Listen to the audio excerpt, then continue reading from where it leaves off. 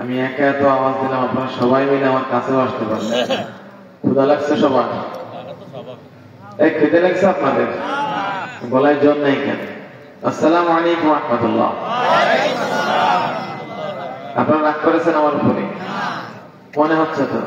এত দূরে দূরে বসছেন কেন? আপনারা বলেন এটা কোনো পরিবেশ হয়েছে বসার? যারা আল্লাহকে ভালোবাসেন, নবীকে ভালোবাসেন, শুধু তারা আগায় আসেন। তাদের সামনে কোনো ফাঁকা জায়গা থাকবে না। যারা আল্লাহকে ভালোবাসেন না তারা পিছনে বসেন। যাদের সামনে ফাঁকা থাকবে বুঝতে হবে আল্লাহর বিরুদ্ধে, যে বসাকে আল্লাহ পছন্দ করে না সেই রকম বসে আছে। দেখি আল্লাহর ভালোবাসার পাত্র কয়জন আছে এখানে? এই জায়গায় দেখেন তো কারা কারা এই ফাঁকা জায়গার পিছনে আছে। মাইকের আওয়াজ ভাই পৌঁছাইতেছে কানে? এই যে আপনারা মুরব্বী আসেন আসেন, আপনারে বলতেছি। মাশাআল্লাহ। এখানে কি পানি পড়তেছে? পানি এখানে পানি পড়তেছে? ফাঁকা?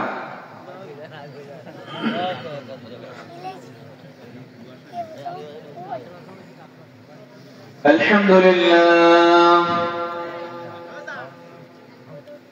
الحمد لله نحمده ونستعينه ونستغفره ونؤمن به ونتوكل عليه ونعوذ بالله من شرور أنفسنا ومن سيئات أعمالنا من يهده الله فلا مضل له ومن يضلله فلا هادي له ونشهد أن لا إله إلا الله وحده لا شريك له ونشهد أن سيدنا ومولانا محمدا عبده ورسوله أما بعد فأعوذ بالله من الشيطان الرجيم بسم الله الرحمن الرحيم سبحان الذي أسرى بعبده ليلا من المسجد الحرام إلى المسجد الأقصى الذي باركنا حوله لنريه من آياتنا إنه هو السميع البصير فقال تعالى يا أيها الذين آمنوا كتب عليكم الصيام كما كتب على الذين من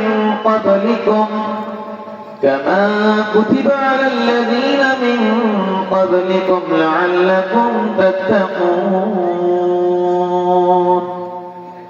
كان النبي صلى الله عليه وسلم إذا دخل رجب قال اللهم بارك لنا فيه رجب وشعبان وبلغنا رمضان وقال رسول الله صلى الله عليه وسلم من صام رمضان أو قام رمضان إيمانا واحتسابا غفر له ما تقدم من ذنبه أو كما قال عليه الصلاة والسلام صدق الله العظيم وصدق رسوله النبي الكريم ونحن على ذلك لمن الشاهدين والشاكرين والحمد لله رب العالمين سبحانك لا علم لنا إلا ما علمتنا إنك أنت العليم الحكيم جزى الله عنا محمدا ما هو أهله سبحان الله وبحمده سبحان الله العظيم اللهم أرنا الحق حقا وارزقنا اتباعه وأرنا الباطل باطلا وارزقنا اجتنابه ربنا هب لنا من أزواجنا وذرياتنا قرة أعين واجعلنا للمتقين إماما ربنا تقبل منا إنك أنت السميع العليم وتب علينا يا مولانا إنك أنت التواب الرحيم اللهم تقبل صلاتنا وصيامنا وتقبل مساجدنا ومدارسنا ومراكزنا ومكاتبنا واجتماعنا ودعاءنا وحفلتنا يا أرحم الراحمين সকলে বলেন আমিন আলহামদুলিল্লাহ কালিয়া উত্তরপাড়া দারুল উলুম হাফিজিয়া মাদ্রাসা ও এতিমখানার উদ্যোগে আয়োজিত আজকের এই প্রথম বার্ষিক আজিমুশ-শান মাহফিলের স্বনামধন্য সভাপতি জনাব মোহাম্মদ সিরাজুল ইসলাম সভাপতি অত্র মাদ্রাসা আজকের মাহফিলের বিশেষ আলোচক বৃন্দ বন্ধুবর বিশিষ্ট ইসলামী চিন্তাবিদ সুমিষ্টভাষী বক্তা মুফতি ওসমান গনি হাবিবি খতিব ক্যান্টনমেন্ট জামে মসজিদ যশোর হযরত মাওলানা মুফতি মনিরুল ইসলাম ইমাম ও খতিব খাজুরা বাজার কেন্দ্রীয় জামে মসজিদ উপস্থিত জাতির রাহবার কর্ণধর জাতির কান্ডারি জাতির দরদি হযরতে উলামায়ে কেরাম আমার সামনে উপস্থিত দূর দূরান্ত থেকে আগত সহ অত্র এলাকা ইসলাম প্রিয় দিন প্রিয় মুসলমান ভাইয়েরা পর্দার অন্তরালের শ্রবণদাতা শ্রদ্ধেয়া সম্মানিত আমার মা ও খালারা প্রাণ প্রিয় বোনেরা বিশেষ করে আজকের মাহফিলের ছাত্র ও যুবক বন্ধুরা শ্রেণীর কচি কাচারা রব্বে করিমের দরবারে শুকরিয়া আদায় করি যে রব আমাদেরকে এই কনকনে শীতের ভিতরে কোরআনের মহব্বতে আল্লাহ রাসূলের মহব্বতে জান্নাত কি পাওয়ার আশায় জাহান্নাম থেকে বাঁচার আশায় আল্লাহ তাআলার সন্তুষ্টি পাওয়ার আশায় এখনো পর্যন্ত ধৈর্য সহকারে এই জান্নাতের বাগানে আমাদেরকে আল্লাহ তাআলা এখনো বসায় রাখছেন এই জন্য সবাই সমস্বরে সে রব্বে কারীমের দরবারে শুকরিয়া আদায় করি সকলে বলি আলহামদুলিল্লাহ সম্মানিত ভাইয়েরা আমার বাবারা বেশি ডানে বামে কথা না বলে মূল কথায় ঢুকে পড়ি রাতের 10টা পার হয়ে গেছে এখন ঘুমের সময় ঘুম বাদ দিয়ে কোরআনের কথা শুনতেছে লস নাই বর্তমান বাংলাদেশের মানুষ গ্রামেও 12টার আগে ঘুমায় না কথা ঠিক কিনা শহরের মানুষ তো ফজরের আযান দিলে তারা গাঢ় ঘুমের ভিতরে যায় কথা মিছা না হাসা কথা কিন্তু কোরআনের মাহফিল 10টা পার হয়ে গেলে মানুষের যন্ত্রণা শুরু হয়ে যায় কখন শেষ হবে এখনো শেষ হয় না কেন বক্তা আসে না কেন অথচ বছরে কয়বার হয় এই এলাকায় কয়বার হইতেছে একবার কিন্তু এখনই যান চার দোকানে যান টিভির সামনে বসেও নেই দাঁড়ায় দাঁড়ায় দেখতেছে কখন শোটা শেষ হবে শো শেষ হওয়ার অপেক্ষায় বসে আছে যদি এই শোটা রাতের একটাও শেষ হয় ওই শো শেষ না করে বাড়ি যাবে না যেই শো তাকে জাহান্নামের রাস্তা দেখায় দেয় ওখানে ধৈর্য সহকারে দাঁড়ায় থাকে আর যেখানে বসলে আল্লাহ জাহান্নাম থেকে মাফ করে দেয় ওখান থেকে আল্লাহর বান্দারা যাওয়ার জন্য ব্যস্ত থাকে এটা আমাদের বড় হতভাগার কারণ কথা ঠিক কিনা বলে আপনারা কি যাওয়ার জন্য ব্যস্ত না কথা শোনার জন্য ফজর পর্যন্ত থাকতে পারবেন ইনশাআল্লাহ পারবেন ইনশাআল্লাহ আল্লাহ সকলকে তৌফিক দান করেন বলেন আমিন সম্মানিত ভাইরা আজকে রজব মাসের 24 তারিখ কয় তারিখ সবাই বলেন ইংরেজি কয় তারিখ তার মানে আরবি আর ইংরেজি পাশাপাশি চলতেছে ঠিক কিনা রজব মাসের চাঁদ দেখে রাসূল একটা দোয়া করতেন কি দোয়াটা জানেন আপনারা জুমার মজলিসে উলামায়ে কেরাম খতিব সাহেবরা এই দোয়াটা করেন একদম সহজ অনেকে পড়েছেন যদি না পড়েন আমারটা শুনেন তারপর একবার পড়বেন আল্লাহুম্মা বারিক লানা ফি রাজব ওয়া শাবান اللهم بارك لنا في رجب وشعبان وبلغنا رمضان বলেন না সুবহানাল্লাহ। এর অর্থ আয় আল্লাহ আমাদেরকে এই রজব মাস আর শাবান মাসে বরকতময় করে দেন আর আমাদের হায়াতকে রমজান পর্যন্ত পৌঁছায় দেন। সুবহানাল্লাহ। এই দোয়া আল্লাহ রাসূল করতেন, আপনারা করেন, আমরা করি। নবীজি 2 মাস ধরে দোয়া করতেন। হাদিসের মধ্যে মুহাদ্দিসিন ইকরামে হাদিসের ব্যাখ্যা লিখেছেন, যদি কেউ এই দোয়াটা 2 মাস ধরে করতে থাকে সকাল বিকাল যখনই মনে পড়ে, যদি তার মওতটা রমজানের আগে লেখা থাকে তো আল্লাহ তার মওতকে পিছাই দিয়ে রমজানের রোজা না রাখায় তাকে মৃত্যু দিবে না। কেন? রমজানের রোজা রাখার জন্য এত শখ কেন? নবীজি কেনই দোয়া করতেন? আওয়াজ আলা কই মেলা দিলে মেলা হয়ে গেছে, কথা বোঝা যায় না। নবীজি দোয়া কেন করতেন জানেন? এক হাদিসের মধ্যে রাসূল বলেন, মান সামা রমাদান ঈমানান ওয়া ইহতিসাবান আও কামা রমাদান ঈমানান ওয়া ইহতিসাবান গুফিরা লাহু মা তাকদ্দামা মিন যামবিহি। যে ঈমানের সাথে সওয়াবের আশায় রমজানের রোজা রাখে ইয়া তারাবির নামাজ পড়ে, দুইটা নীতি শর্ত দিয়েছেন। 1 নাম্বার ঈমানের সাথে, 2 নাম্বার সওয়াবের আশায়। এই দুইটা জিনিস নিয়ে যে রমজানের রোজা রাখে, রাতের বেলায় তারাবির নামাজ পড়ে, আল্লাহ রাসূল বলেন গুফিরা লাহু মা তাকদ্দামা মিন যামবি, আল্লাহ তাআলা তার পিছনের জিন্দেগীর সব গুনাহ তাকে maaf করে দেয়। যার বয়স এখানে 25 বছর, সে পিছনে 24টা রমজান পেয়েছে। যার বয়স এর মধ্যে 60 বছর, সে 59টা রমজান পেয়েছে। যিনি 70-এ পা দিয়েছেন, সে 69টা রমজান পেয়েছে। কথা ঠিক কিনা বলে? আমরা জানি না আমাদের পিছনে রমজান দ্বারা গুনাহ মাফ হলো কিনা। যে হক আদায় করে রোজা রাখলে আল্লাহ গুনাহকে মাফ করে দেন, হয়তো এই হক আমাদের পিছনে রমজানে হয় নাই। এই জন্য আল্লাহ রাসূল দোয়া করতেন, আল্লাহ পিছনে রমজান বিদায় নিয়েছে, 9 মাস পার হয়ে রজব মাস 10 মাস পড়লো।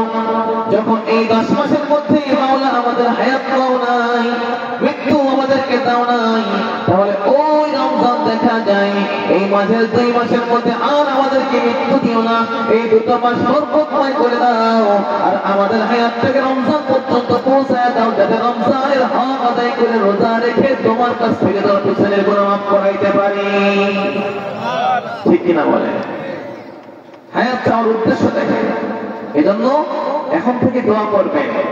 সম্মানিত মা বোন, আপনারা এই দোয়াটা করবেন, আমার সাথে সবাই একবার পড়েন। সবাই বলেন আল্লাহুম্মা, আওয়াজ নাই, এই খিদে লাগছে আপনাদের? আমি তো খাইয়ে আসছি, আপনারা খাইয়ে আসেন নাই? অনেকে খাই নাই তো 10 মিনিট সময় দেবো, কাপড় খেয়ে আসবেন, যান খাইয়ে আসেন। আজ বলা যায় 100 পিস পাপড় এনে বিতরণ করেছি, না দিতে পারবো? খাবেন? খাবেন? কেউ খাবে না। ওয়াজ খাবো হুজুর আজকে, কথা ঠিক কিনা? সবাই পড়েন আল্লাহুম্মা বারিক লানা ফি রজব ওয়া শাবান ওয়া বাল্লিগনা রমাদান। আল্লাহুম্মা আমিন। এর অর্থ কি?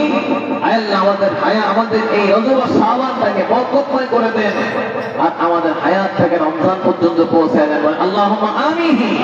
রজব শাবানে বরকত দাও, রমজান মাসে গুনাহ ঝরাও। রজব শাবানে বরকত দাও, রমজান মাসে গুনাহ ঝরাও। সপ্তাহ জুড়ে তুমি বরকত দাও, সপ্তাহ জুড়ে তুমি বরকত দাও। জুম্মার দিনে গুনাহ ঝরাও, রজব শাবানে বরকত দাও, রমজান মাসে গুনাহ ঝরাও। রজব শাবানে বরকত দাও, রমজান মাসে গুনাহ ঝরাও। আল্লাহুম্মা আমিন। রমজান পাইলে না গুনাহ ঝরাবো, কথা ঠিক না বলে? ভাইরা আমার, এই দোয়া করবেন তো ইনশাআল্লাহ রমজান পর্যন্ত। রমজান কি এখন 6 মাস পরে, 5 মাস পরে, 4 মাস, 3 মাস, 2 মাস? 2 মাস ছিল, এখন আর 2 মাসও নাই, আর মাত্র 1 মাস 5 দিন অথবা 6 দিন, 35 দিন কি 36 দিন, কথা ঠিক না বলে? রমজান বেশি দিন বাকি নাই আর। জান্নাত কামায়ের মাস আসতেছে। একটা ফরজ আদায় করলে 70টা ফরজের সওয়াব পাওয়া যায়। 1 টাকা যাকাত দিলে রমজান মাসে 70 টাকা যাকাত দেওয়ার সওয়াব পাওয়া যায়। একবার সুবহানাল্লাহ বললে একটা ফরজ ইবাদতের সওয়াব পাওয়া যায়। সুবহানাল্লাহ বলে 2 রাকাত নফল নামাজ পড়লে 2 রাকাত ফরজ নামাজ পড়ার সওয়াব পাওয়া যায়। সুবহানাল্লাহ। এই জান্নাত কামায়ের বিশাল সমাহার, এই জান্নাতি মাস সামনে এসে পড়লো, আমরা আল্লাহর কাছে হায়াত চাবো না, এটা হতে পারে না। কথা ঠিক কিনা বলে? সবাই দোয়া করবেন ইনশাআল্লাহ। রাসূল দোয়া করে দেন আল্লাহ আমাদের হায়াতটাকে এই 2 মাস বরকতময় করে দেন। কিন্তু দুঃখের বিষয় আমরা আল্লাহর কাছে হায়াত চাই, আয় আল্লাহ আমার হায়াত দাও আমি যেন 10 তলা বাড়ি বানাইতে পারি, চাই না বলে। আয় আল্লাহ আমার হায়াত দাও আমি যেন 10 বিঘা জমি কিনতে পারি। এই হায়াতে কোনো লাভ আছে? ভাই আপনারা তো কেউ মরতে চান না, আমিও মরতে চাই না, কিন্তু মরণ এসে গেলে কেউ কি ঠেকাইতে পারে মরণকে? কেউ মরতে চায় না। এই যে মুরব্বীরা বসে আছে দেখেন, গাড়ি একটাও কাঁচা নেই, একেবারে পাইকে সব সনপাপড়ি হয়ে গেছে। তারপরে জিজ্ঞেস করেন চাচা মরবা না? না বাপু মরতে ভালো লাগে না। বলবে কি বলবে না বলে? কিন্তু মৌতের ডাক চলে আসলে কেউ ঠেকাইতে পারবে না।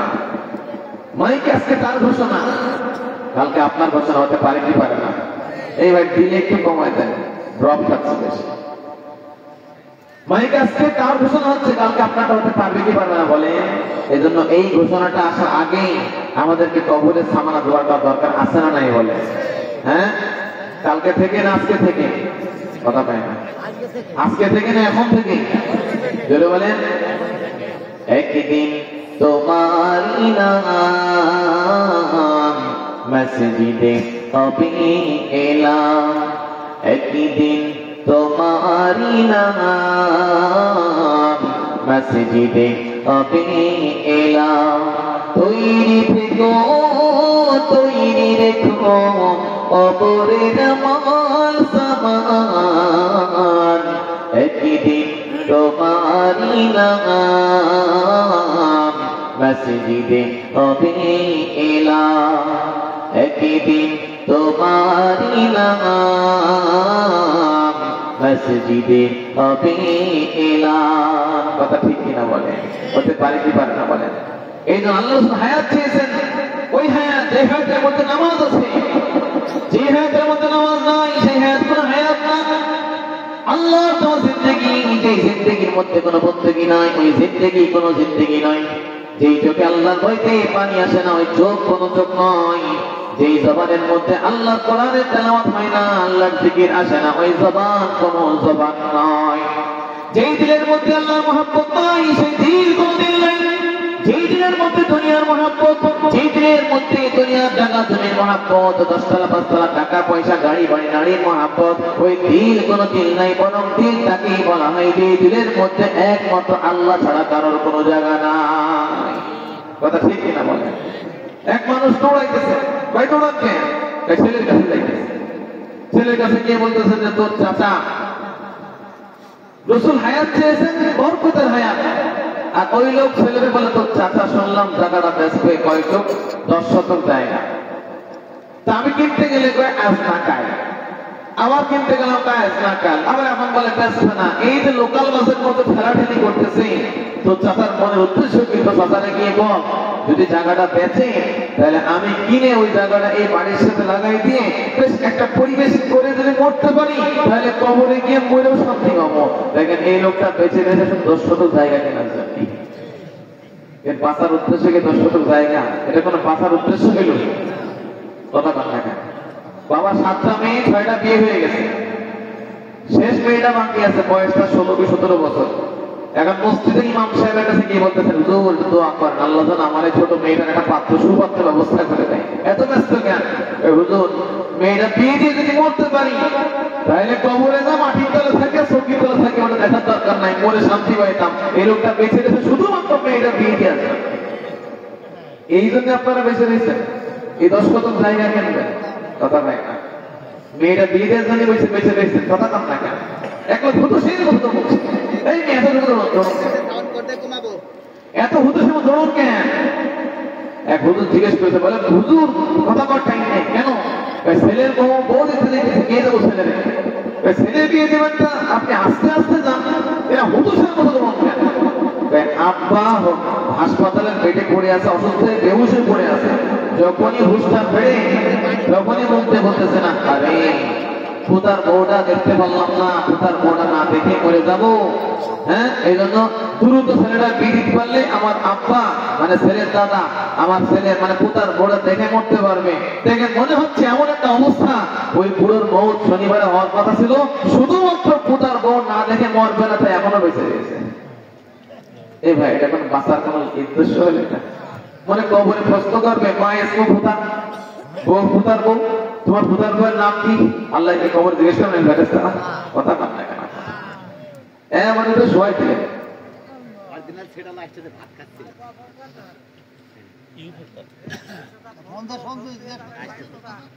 কি বলেন, কবরে পোতার বউ কেরাম, তোমার চেহারা কেরাম, পোতার বউটা জিজ্ঞেস করবে নাকি? তাহলে বাঁচবেন কি জন্য? এই বিয়েটার জন্য? কথাই কয় না। বাঁচবেন কি 10 জায়গা বানানোর জন্য? নাকি 1 সেকেন্ড বাঁচলেও ওই সেকেন্ডের মধ্যে কপালটা আল্লাহর কদমে সেজদা করার জন্য বাঁচতে চাই? কথা ঠিক কিনা বলে? এই কথাই করেছি, আল্লাহুম্মা বারিক লানা ফি রাজব ওয়া শাবান। আয় আল্লাহ, আমাদের রজব শাবানটাকে বরকতময় করে দেন, আর আমাদের হায়াতটাকে রমজান পর্যন্ত পৌঁছায় দেন। উদ্দেশ্য রমজানের রোজা আর তারাবির নামাজ পড়ার মাধ্যমে পিছনের জিন্দেগি সব গুনাহকে যেন আপনার কাছ থেকে মাফ করাইতে পারি। আল্লাহ আমাদেরকে সেই তৌফিক দান করেন, বলেন আমিন। ভাইরা আমার, এর আজকে 24 রজব, এখন কিন্তু 25 রজব হয়ে গেছে, কারণ আরবি মাস চন্দ্রের সাথে সম্পর্ক। মাগরিবের আগে যখন সূর্য ডুবে গেছে, চন্দ্র উঠে গেছে, আজকে তারিখ শুরু হয়ে গেছে 25 রজব। এই জন্য 25 রজবের 25, ইংরেজিও 25, ঠিক কিনা বলে? ইংরেজির 12টার পরে 26 হয়ে যাবে, আর এই রজবের 25 তারিখ থাকবে কালকে সূর্য ডোবা পর্যন্ত। কথা ঠিক কিনা বলে? মেরে মোহতারাম, এই রজব মাস কেন্দ্রিক অনেক আমল অনেকে করে থাকে। আমার দিকে তাকান, আমার দিকে তাকান, আমার দিকে তাকান। এই রজব মাস কেন্দ্রিক অনেকে অনেক নামাজ কালাম পড়ে, বিশেষ করে 27 রজব রাত্রে। আপনাদের এই গ্রামে আছে না? আছে, আছে। এটা করা যাবে না, যেটা শরীয়তে নাই, যেটা রাসূল করতে বলেন নাই, সাহাবারা করেন নাই। এইটা যদি কেউ শরীয়ত মনে করে, সওয়াবের কাজ মনে করে, এটা সুন্নাতের জায়গায় বেদাত হবে। আর রাসূল বলেন, কুল্লু বিদআতিন দালালা, প্রত্যেক গোমরাহি, প্রত্যেক বেদাত মানুষকে গোমরাহির দিকে নিয়ে যায়। ওয়া কুল্লু দালালাতিন ফিন-নার, আর প্রত্যেক গোমরাহি মানুষকে জাহান্নাম পর্যন্ত পৌঁছায় দেয়। বলেন নাউযুবিল্লাহ। রজব মাস কেন্দ্র করে কোনো নামাজ নাই। 5 ওয়াক্ত নামাজ ফরজ, এই নামাজ সারা বছর চলে। নামাজ পড়েন, তাহাজ্জুদের নামাজ পড়েন, সারা বছর চলবে। কিন্তু রজব মাস কেন্দ্র করে কোনো নামাজ নাই, রজব মাস কেন্দ্র করে কোনো রোজাও নাই। 27 রজব রোজা রাখেন। হাদিসের মধ্যে পাওয়া যায়, হযরত ওমর রাদিয়াল্লাহু আনহু রজব মাসের কেন্দ্র করে কেউ রোজা রাখলে তাকে মেরে মেরে খানা খাওয়াই দিতেন এবং তার রোজাটা ভাঙাই দিতেন। কথা বলেন ঠিক কিনা? তার অনেকে 27 রজব রাত্রি ইবাদত করে আর দিনের বেলা রোজা রাখে। বলেন নাউযুবিল্লাহ। একটা কোনো দলিল খুঁজে পাবেন না। যদি পান আমাকে দেখান, আমি নিজেও নামাজ পড়বো এই রাত্রে, রোজাও রাখবো এবং হাজার হাজার মানুষের মাহফিল করে বেড়াই, এই দলিল দিয়ে ইবাদত প্রচার করে বেড়াবো। কিন্তু একটা লোক হাত তোলেন যে হুজুর আমার কাছে দলিল আছে।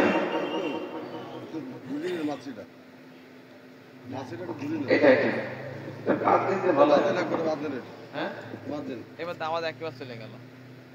অন করেন।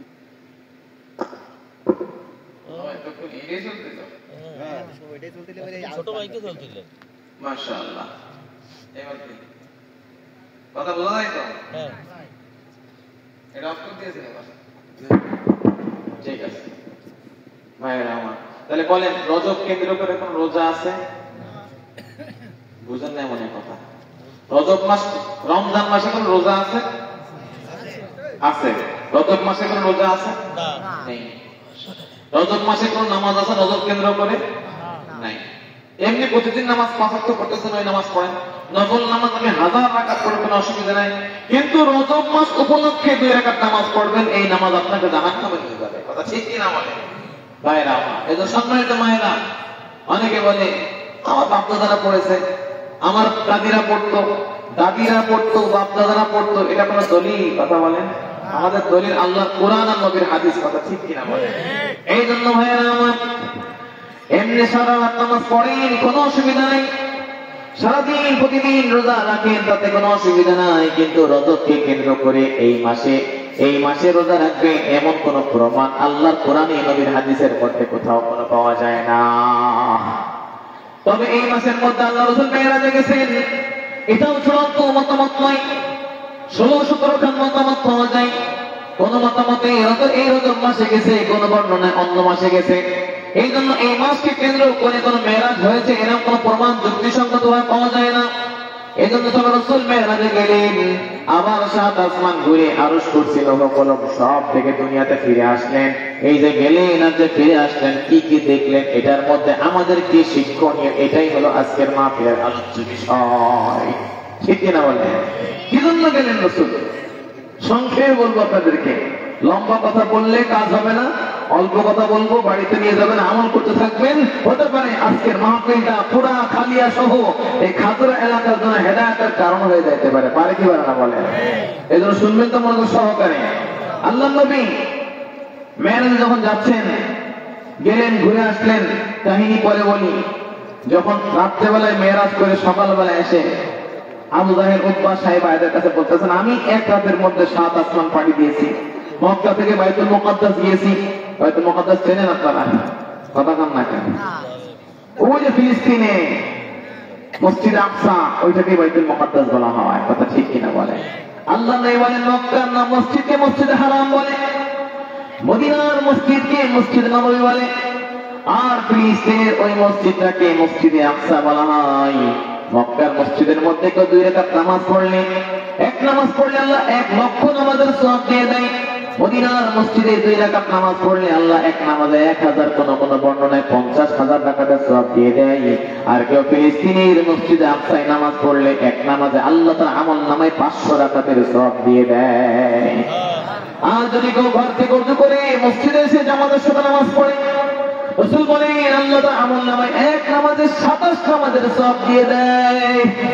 ওই নামাজ পড়লে এক নামাজের একটাই সওয়াব পাবেন।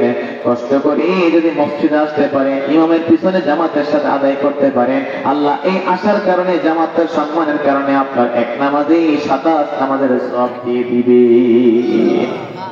তো যখন মক্কা থেকে ওই মেরাজ থেকে ঘুরে এসে মক্কায় কাফেরদেরকে, মক্কার কুরাইশদেরকে বলতেছে, আমি বাইতুল মুকাদ্দাস গিয়েছিলাম, 7 আসমান পাড়ি দিয়েছি, আরশ কুরসি লৌহ কলম জান্নাত জাহান্নাম একেবারে আল্লাহর সাথে সাক্ষাৎ করে তারপরে রাত সুবহ সাদিক হওয়ার আগেই তোমাদের পৃথিবীতে আবার ফিরে আসছি। সুবহানাল্লাহ বলেন। কিন্তু আবু জাহেল সহ অন্যান্য কাফেররা হাতে তালি দেয়, পাইছি মুহাম্মদ যাচ্ছি। এতদিন মনে করতাম মাথায় কিছু ঘিলু আছে, আজকে এমন কথা বলেছে মুহাম্মদকে পাগল সাব্যস্ত করার জন্য এই কাহিনী যথেষ্ট। বলেন নাউযুবিল্লাহ। আবু জাহেল মনে করলো মুহাম্মদের ফল তলাশ করে, কোন ছিদ্র পাইলে ওই ছিদ্রের মধ্যে ঢুকবে, দোষ পাইলে দোষ হটাই দিবে। মুহাম্মদ যখন অবাস্তব অলৌকিক কথা বলে দিল, এখন এই কথার দ্বারা আমরা মুহাম্মদকে মানবের সামনে পাগল ঘোষণা করতে চাই। বলে নাউযুবিল্লাহ। এই কথা শুনলে কেউ বিশ্বাস করবে না। কি বলেন? এটা কি বিশ্বাসযোগ্য কথা? এক রাতের মধ্যে 7 আসমান পাড়ি দেওয়া, কথা কন না কেন আপনারা? আপনি যদি বলেন যে হুজুর আমি গতকালকে 10টার সময় সাইকেলে করে আমেরিকায় গিয়েছিলাম, আবার আমেরিকা, লন্ডন, কানাডা ঘুরে ফিরে আজকে ফজরের মাগরিবের আগেই আবার আমি এখানে পৌঁছে গেছি, মানুষ কি আপনার পাঁচ সুদা পাবে না পাগল পাবে? কথা কন না কেন? তাও কিসে গেছেন? সাইকেল ছাড়া তো মাগরাও যাওয়া যায় না একদিন ধরে। কথা কন না কেন? আল্লাহ রাসূল 7 আসমান পাড়ি দিয়ে দিয়েছে। সুবহানাল্লাহ। আবু জাহেল তো ও তো বিশ্বাস করে না এগুলা। এখন আবু বকরকে দেখি ধরি, আবু বকর তো নবীজিকে, মুহাম্মদকে তো খুব বিশ্বাস করে। দেখি আজকে আবু বকরের খেলা দেখবো, আজকে আবু বকর এই ভুল বুঝায়, এই পাগলামি বুঝায়, ওকে আমাদের দলে নিতে হবে। আবু বকর কি বলতেছে? আবু বকর জানো, আবু বকর চেনেন আপনারা? কথা কয় না কেন? নবীজির কি হয়? শ্বশুর। নবীজির কি শ্বশুর। ইসলামের দ্বিতীয় খলিফা না প্রথম খলিফা? প্রথম খলিফা। এই উম্মতের দ্বিতীয় জান্নাতি না প্রথম জান্নাতি? প্রথম জান্নাতি। এই উম্মতের প্রথম সন্তান, নবীজির চূড়ান্ত পরম দুস্থ বন্ধু ছিল। কথা ঠিক কিনা বলে? আনা মাজনুন, আনা মাজনুন সিদ্দিক। কই কবি দিছো? হাসা না কেন? ঘুমাবে না তুমি? আমার গলার পর চাপ পড়তেছে তো। আনা মজনুন সিদ্দিক, প্যারে বেটা। এক বাবা তার ছেলেকে বলতেছে প্যারে বেটা। উর্দু বোঝেন তো আপনারা? তো ছেলে বলতেছেন জি বাবা। বাবা বলে আপা কাহে ইয়ার পেহলা কৌন। এই বেটা, আল্লাহ নবীর সর্বপ্রথম বন্ধু কে ছিল? ছেলে বলতেছে আবু বকর। আবু বকর, আবু বকর, আবু বকর পেহলা পেহলা यार सिद्दीक अकबर। पहला पहला यार सिद्दीक अकबर। सिद्दीक अकबर पहला नंबर, वो हर दिल के अंदर उम्मत का सालार सिद्दीक अकबर। उम्मत का सरदार सिद्दीक अकबर। सिद्दीक अकबर पहला नंबर, वो हर दिल के अंदर। सुभान अल्लाह। सिद्दीक अकबर সবার দিলের মধ্যে আছে না নাই? সিদ্দিক আকবর हर दिल के अंदर, প্রত্যেকটা হৃদয়ের মধ্যে আছে। উম্মত কা সালার, আল্লাহ নবীর প্রথম দোস্ত, প্রথম খলিফা, এই উম্মতের সর্দার। কথা বলেন ঠিক কিনা? আবু বকর আসলে আবু জাহেল বলে আবু বকর ঘটনা তুমি শুনেছো কিনা? আবু বকর বলে না না শুনি নাই। বলে শুনেছো মুহাম্মদ নাকি রাতারাতি এখান থেকে মক্কা থেকে বাইতুল মুকাদ্দাস ফিলিস্তিন চলে গিয়েছিল, আবার ওখান থেকে সাত আসমান পাড়ি দিয়েছে, ওখান থেকে আরশ করছিল হুকুম জান্নাত জাহান্নাম সব দেখে আল্লাহর সাথে সাক্ষাৎ করেছে। আবার নাকি সুবে সাদিক হওয়ার আগে রাতারাতি আবার সে মক্কার মধ্যে পৌঁছায় গেছে। এই ধান্দাবাজের ভণ্ডামি কথা তুমি শুনেছো নাকি? নাউজুবিল্লাহ বলছে ভণ্ডামি কথা এটা। আবু জাহেল চিন্তা করতেছেন যে মক্কা থেকে ফিলিস্তিন যাইতে জোরে ঘোড়া চালাইলো, যাইতে 15 দিন লাগে, আসতে 15 দিন, 1 মাসের রাস্তা। ওই এক মুহূর্তের মধ্যে, এক হাতের মধ্যে কি করে গেল? আবু বকর তুমি বিশ্বাস করে কথা? আবু বকর কয় তুমি কি শুনেছো না কারো কাছে, না কেউ তোমাকে বলেছে, না নিজের কানে শুনেছো? আবু জাহেল কয় শোনা কথা বলছি না, মুহাম্মদ নিজে বলেছে, আমি নিজের কানে তার মুখ থেকে শুনেছি। বলে আল্লাহ নবী যদি নিজের মুখে কথা বলে থাকে, তাহলে আমি এর থেকে মারাত্মক কিছু বললে এক বাক্যে এটাকে বিশ্বাস করি। আল্লাহ রাসূল অনেক খবর গেল। সর্বপ্রথম এই কথাটাকে, মেরাজের এই কাহিনীটাকে, এই সফরটাকে আবু বকর স্বীকার করলো। তখন রাসূল বলল ইয়া আবু বকর আনতা লাস্তা আবু বকর। ও আবু বকর তুমি এখন থেকে শুধু আবু বকর নও, আজকের থেকে তুমি আবু বকর সিদ্দিক রাদিয়াল্লাহু আনহু। সুবহানাল্লাহ। তুমি শুধু আবু বকর নও, তুমি এই উম্মতের চূড়ান্ত সত্যবাদী সিদ্দিক। আল্লাহ নবী তার সিদ্দিক নামে এই উম্মতকে ভূষিত করে দিলেন। সুবহানাল্লাহ।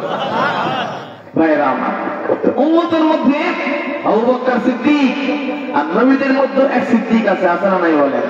হযরত ইব্রাহিম আলাইহিস সালাম নাম শুনেছেন আপনারা? ইব্রাহিম চেনেন আপনারা? উনি কি শুধু নবী না, আমাদের জাতির পিতাও। মুসলিম জাতির পিতা কি পিতা না বলেন? কথা কয় না। মুসলিম জাতির পিতা না মানে কথা কয় না কেন? আজকে জাতির পিতা বললে কারে বুঝতাম আমরা? ইব্রাহিম আলাইহিস সালাম বুঝা যায় নাকি? জাতির পিতা কোন মুজিব ছিল না? কথা কয় না। আজকে থেকে বলেন জাতির পিতা চলে বলেন। আর শেখ মুজিব এটা শিক্ষা পাই গেছে কিনা? জাতির পিতা আর শেখ মুজিব ওটা ঠিক কিনা বলে? ভাইরা আমার, আল্লাহ রাসূলকে আল্লাহ বলে আযকুর ফিল কিতাব ইব্রাহিম। ও মুহাম্মদ তুমি তোমার কিতাবের মধ্যে, কোরআনের মধ্যে ইব্রাহিমকে স্মরণ করো। ইন্নাহু কানা সিদ্দীকান নাবিয়্যা, সে তো একজন সত্যবাদী নবী। সুবহানাল্লাহ। আল্লাহ নবী আবু বকরকে সিদ্দিক বললেন, আল্লাহ কোরআনে ইব্রাহিম নবীকে সিদ্দিক বললেন। দুইজনের মধ্যে মিল আছে। আমার আল্লাহ নবীর সাথে আমার নবী, আমার জাতির পিতা ইব্রাহিম আলাইহিস সালাতু ওয়াস সালাম, কোরআন হাদিসের সমন্বয়ে কলাম একরাম বলেন তাদের দুইজনের মধ্যে 7 রকমের মিল আল্লাহ পাক করে দিয়েছে। সুবহানাল্লাহ। ইব্রাহিম নবীর সাথে আমার নবীর সাথে কয় রকমের মিল আছে বলেন? 7 রকমের। কয় রকমের? 7 রকমের মিল আছে। ইব্রাহিম নবী সিদ্দিক। আল্লাহ তাআলা ওই ইব্রাহিম নবীর জন্য এত সম্মান দিয়েছেন ওনাকে। আল্লাহ ওনাকে খলিল বানাইছেন আর আমার নবীকে হাবিব বানাইছেন। ঠিক কিনা বলেন? এই জন্য বলা হয় ইব্রাহিম খলিলুল্লাহ, মুহাম্মাদুল হাবিবুল্লাহ। মনে করেন খলিল মানে পরম বন্ধু আর হাবিব মানেও বন্ধু। কিন্তু দুই খলিল আর ইবনে হাবিবের মধ্যে আল্লাহ পার্থক্য করে দিয়েছেন। খলিল বলা হয় তাকে যে আল্লাহর সন্তুষ্টির জন্য কাজ করে, আর হাবিব বলা হয় তাকে আল্লাহ যার সন্তুষ্টির জন্য কাজ করে। খলিলের পাওয়ার বেশি না হাবিবের পাওয়ার বেশি? খলিল যে আল্লাহ সন্তুষ্টির জন্য কাজ করে, আর হাবিব আল্লাহ তার সন্তুষ্টির জন্য কাজ করে। সুবহানাল্লাহ পড়ে। এই জন্য আমার নবী হাবিবুল্লাহ, আমার নবীর পাওয়ার বেশি। কিন্তু ইব্রাহিম নবীর সাথে আল্লাহ নবীর 7 দিক থেকে অনেক দিক থেকে মিল আছে। আমি আজকে আপনাদের খুব সংক্ষিপ্ত আকারে 7টা দিকের মিল বলবো। এখান থেকে কিছু খুঁজে পাইলে আমল করবেন, আর না পাইলে বিশ্বাস করলে আপনি ইমানদার হবেন। ঠিক কিনা? দুইজনের মধ্যে চেহারায় মিল ছিল কি ছিল না বলে? কি করে বুঝলাম? যখন রাসূল মেরাজে গেলেন, ঘুরে আসলেন, সাহাবাদেরকে বললেন আমি প্রথম আসমানে গেলাম, আদম আলাইহিস সালামের সাক্ষাৎ করলাম। দ্বিতীয় আসমানে গেলাম, ঈসা এবং ইয়াহইয়া আলাইহিস সালাম সাক্ষাৎ করলাম। তৃতীয় আসমানে গেলাম, সেখানে হযরত ইদ্রিস আলাইহিস সালাম সাক্ষাৎ, ইউসুফ আলাইহিস সালাম সাক্ষাৎ করলাম। চতুর্থ আসমানে গেলাম, সেখানে ইদ্রিস নবীর সাথে সাক্ষাৎ করলাম। পঞ্চম আসমানে গেলাম, সেখানে হযরত হারুন আলাইহিস সালামের সাথে সাক্ষাৎ করলাম। ষষ্ঠ আসমানে গেলাম, সেখানে হযরত মূসা আলাইহিস সালাম সাক্ষাৎ করলাম। সপ্তম আসমানে গেলাম, সেখানে মুসলিম জাতির পিতা ইব্রাহিম নবীর সাথে সাক্ষাৎ করেছেন। সাহাবারা বলেন ইয়া রাসূলুল্লাহ, 7 আসমানে 8 জন নবীর নাম বললেন। কোন নবী কেমন একটু বলেন? আল্লাহ নবী এক এক নামের বিবরণ দিলেন। আদম নবী এমন এমন দেখতে, মুসা নবী এমন এমন দেখতে, ঈসা নবী এমন এমন দেখতে, হারুন নবী এমন এমন দেখতে। সবার বিবরণ দিয়ে যখন সপ্তম আসমানে ইব্রাহিম নবীর কথা বলতেছেন, তখন বলে উনজুরু ইলা সাহিবিকুম, ইব্রাহিম নবীর চেহারা তোমাদেরকে বলবো না, আমার দিকে তাকাইলে তোমরা ইব্রাহিমকে আমার মধ্যে খুঁজে পাবে। তার মানে ইব্রাহিম দেখতে সম্পূর্ণ তার মতো। কথা বল, আমার মতো মানে কার মতো? মুহাম্মদ রাসূলুল্লাহর মতো। কথা ঠিক কিনা বলেন? এই হলো এক রকমের মিল পাওয়া গেল। 2 নম্বর মিল, দুইজনের ব্যাপারে আল্লাহ কোরআন উসওয়াতুন হাসানা ব্যবহার করেছেন। উসওয়াতুন হাসানা, উত্তম নমুনা, উত্তম মডেল। লাকাদ কানা লাকুম ফি রাসূলিল্লাহি উসওয়াতুন হাসানা। আল্লাহ বলেন তোমাদের জন্য তোমাদের নবী আল্লাহ রাসূল মুহাম্মদের জিন্দেগীর মধ্যে উত্তম মডেল আছে। আবার ইব্রাহিম নবীর সম্পর্কে আল্লাহ কোরআনে উসওয়ায়ে হাসানা ব্যবহার করেছেন। ইন্নাহু লাকাদ কানাত লাকুম উসওয়াতুন হাসানাতুন ফি ইব্রাহিম, তোমাদের জন্য ইব্রাহিম নবীর মধ্যে উত্তম মডেল রয়ে গেছে। সুতরাং এই উম্মতের জন্য আল্লাহর নবী যেমন উত্তম মডেল, আমার নবী মুসলিম জাতির নবী ইব্রাহিমও আমাদের জন্য উত্তম মডেল। ঠিক কিনা বলেন? মডেল একরকম। এই যে কুরবানি করি আমরা, এটা কিন্তু আমাদের নবীর সুন্নাত না, এটা কোন নবীর সুন্নাত জোরে বলেন? সাহাবারা বলল ইয়া রাসূলুল্লাহ মা হাযিহিল আযাহি, এই যে ইব্রাহিম আপনি বললেন কুরবানি করার জন্য, এটা কার নিয়ম? এই কুরবানি আবার এটা কি? আল্লাহ নবী বললেন হাযা সাহাবিহি সুন্নাতু আবিকুম ইব্রাহিম, এটা তোমাদের পিতা ইব্রাহিম নবীর সুন্নাত। সাহাবারা বলল ফামালানা ফিহা, তাহলে ওই নবীর সুন্নাত হলে আমাদের এতে কি আসে যায়? রাসূল বললেন যে করলে সাহারাতিন হাসানা, যদি কেউ কুরবানি করে, যেই ছাগল কুরবানি করবে ওই ছাগলের শরীরে যে কয়টা পশম থাকবে আল্লাহ ওই পুরো পশম পরিমাণ সওয়াব তার আমলনামায় দান করে দিবে। সাহাবারা বলে ইয়া রাসূলুল্লাহ ফাসুক, কিছু কিছু ভেড়া আছে জটলা পাকানো থাকে, এক এক জটলার মধ্যে কয়টা জটলা হবে? সাহাবারা বলল বিকুল্লি শাহরাতিন নাসুকি হাসানা, যদি এক জটলার মধ্যে 1 লক্ষ পশম থাকে, ওই পশম গুনে গুনে যদি এক ভেড়ার মধ্যে 1 কোটিও পশম থাকে, ওই ভেড়া আল্লাহ রাস্তায় কুরবানি করার কারণে আল্লাহ তার আমলনামায় 1 কোটি সওয়াব লিখে দিবে। এজন্য বলেন ভাই, আমাদের মডেল কোন নায়ক নাকি? কথা বলেন, আমাদের মডেল কোন গায়ক নাকি? আমাদের মডেল কোন কবি না? আমাদের মডেল নবী। কথা বলেন, নবীরা আল্লাহর পক্ষ থেকে কথা বলে, আর কবিরা নিজেদের মন মস্তিষ্ক কথা বলে। কথাটা ঠিক কিনা?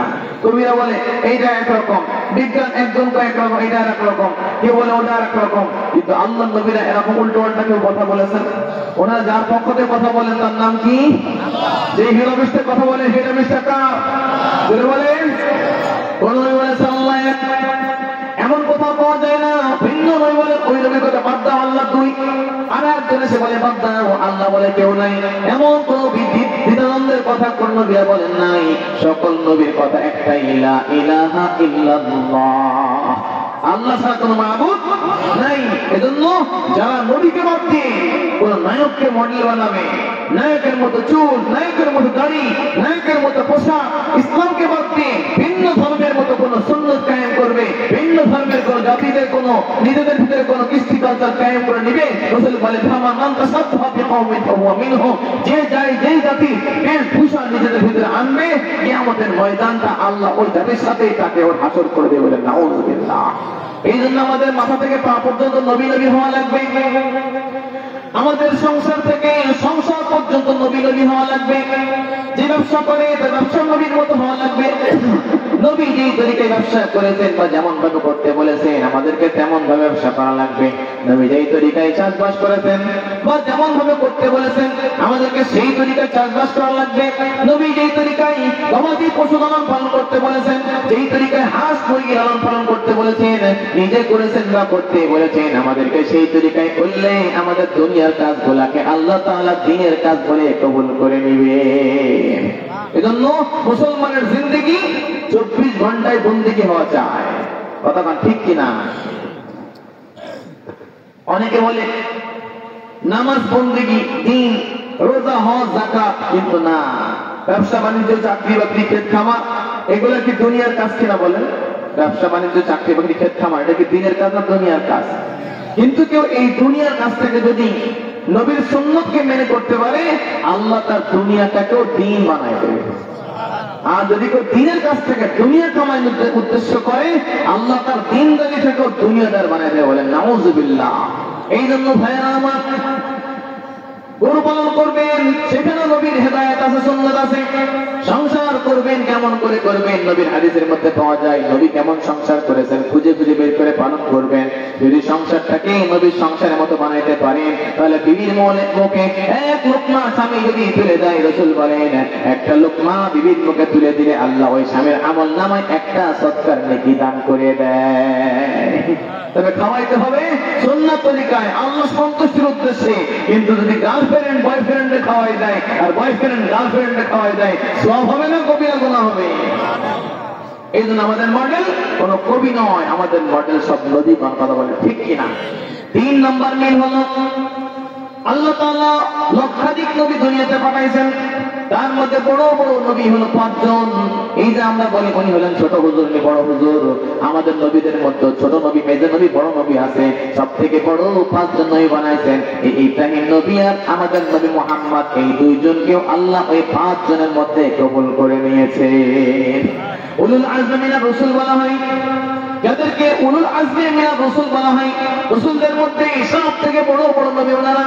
তার মধ্যে প্রথম নূহ আলাইহিস সালাম, ইব্রাহিম আলাইহিস সালাম, মুসা আলাইহিস সালাম, আর ঈসা আলাইহিস সালাম, আর মুহাম্মদুর রাসূলুল্লাহ সাল্লাল্লাহু আলাইহি ওয়াসাল্লাম। এই 5 জনের মধ্যে আল্লাহ ইব্রাহিম নবী এবং মুহাম্মদ নবীকে কবুল করে নিয়েছেন, বলেন সুবহানাল্লাহ। এই হলো 4 নম্বর। 3 নম্বর গেল। 4 নম্বর মিল হলো ইব্রাহিম নবীও কাবা শরীফ নির্মাণ করেছেন, আমাদের নবীও কাবা বানাইছেন। কথা ঠিক কিনা বলেন?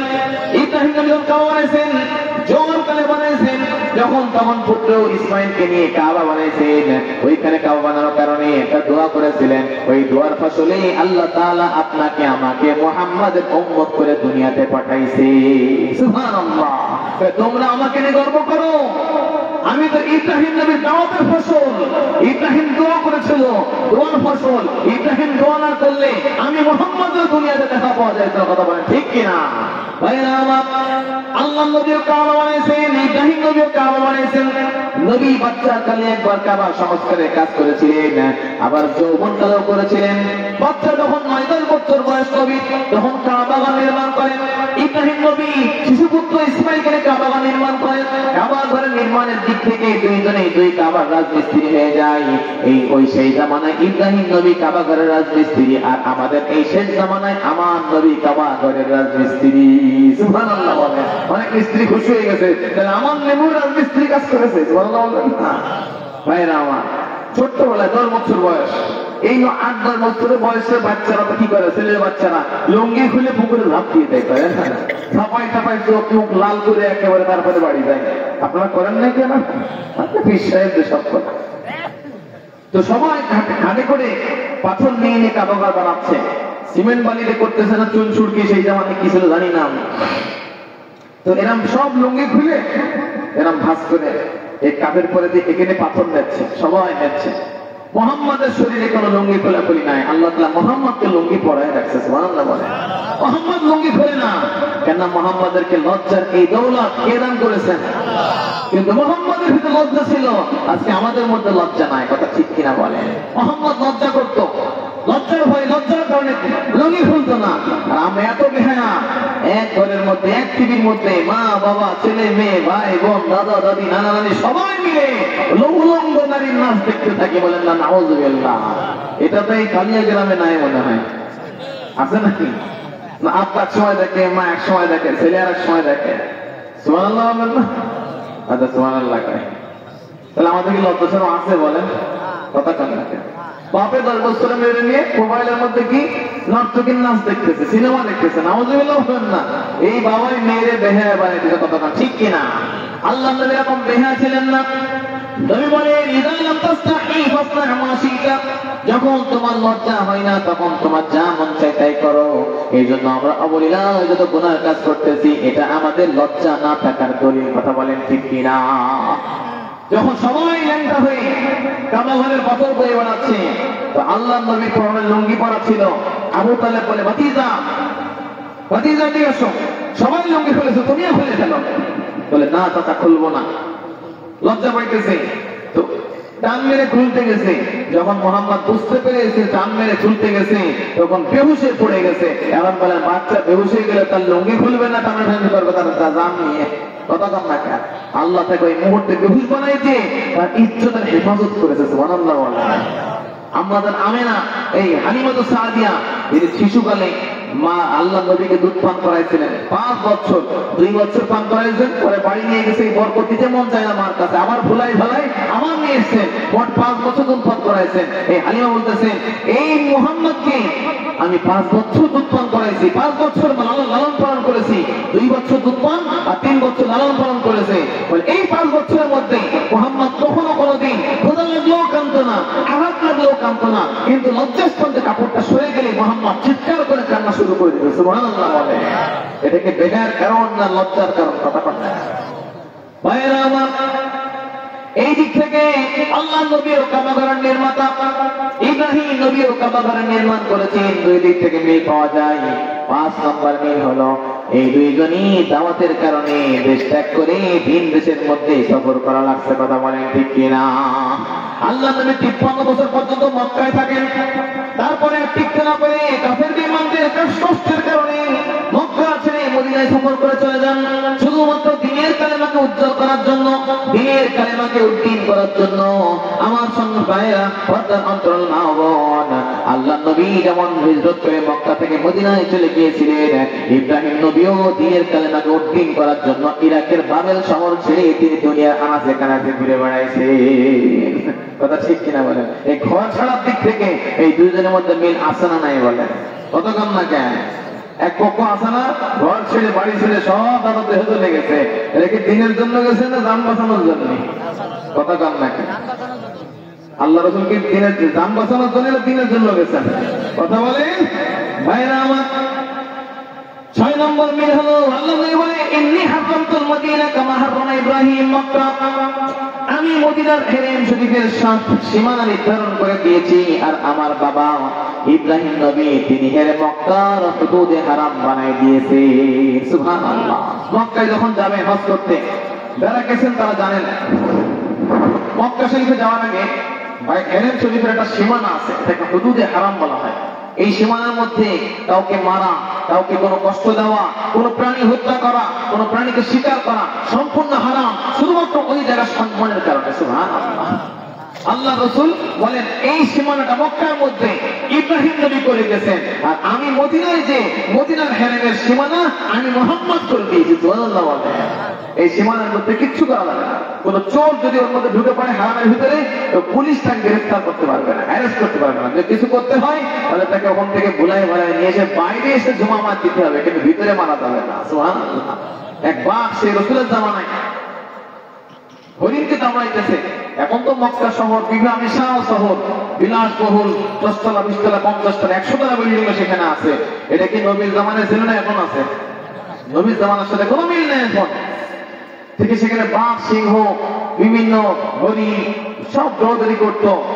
তো একটা বাঘ হরিণকে দামড়াইতে একেবারে হেরেনের মধ্যে হরিণ ঢুকে পড়েছে, আর বাঘও সে হেরেনের মধ্যে দুই পা যখন দিয়ে দিয়েছে তখন বাঘের মনে পড়েছে, হাই হাই, আমি তো হেরেনের সীমানার মধ্যে পা ঢুকাই দিয়েছি। তো সঙ্গে সঙ্গে হাইড্রোলিক ব্রেক চাপ দিয়ে পা এরা পিছন দিকে টান মেরেছে। সুবহানাল্লাহ বলবেন না?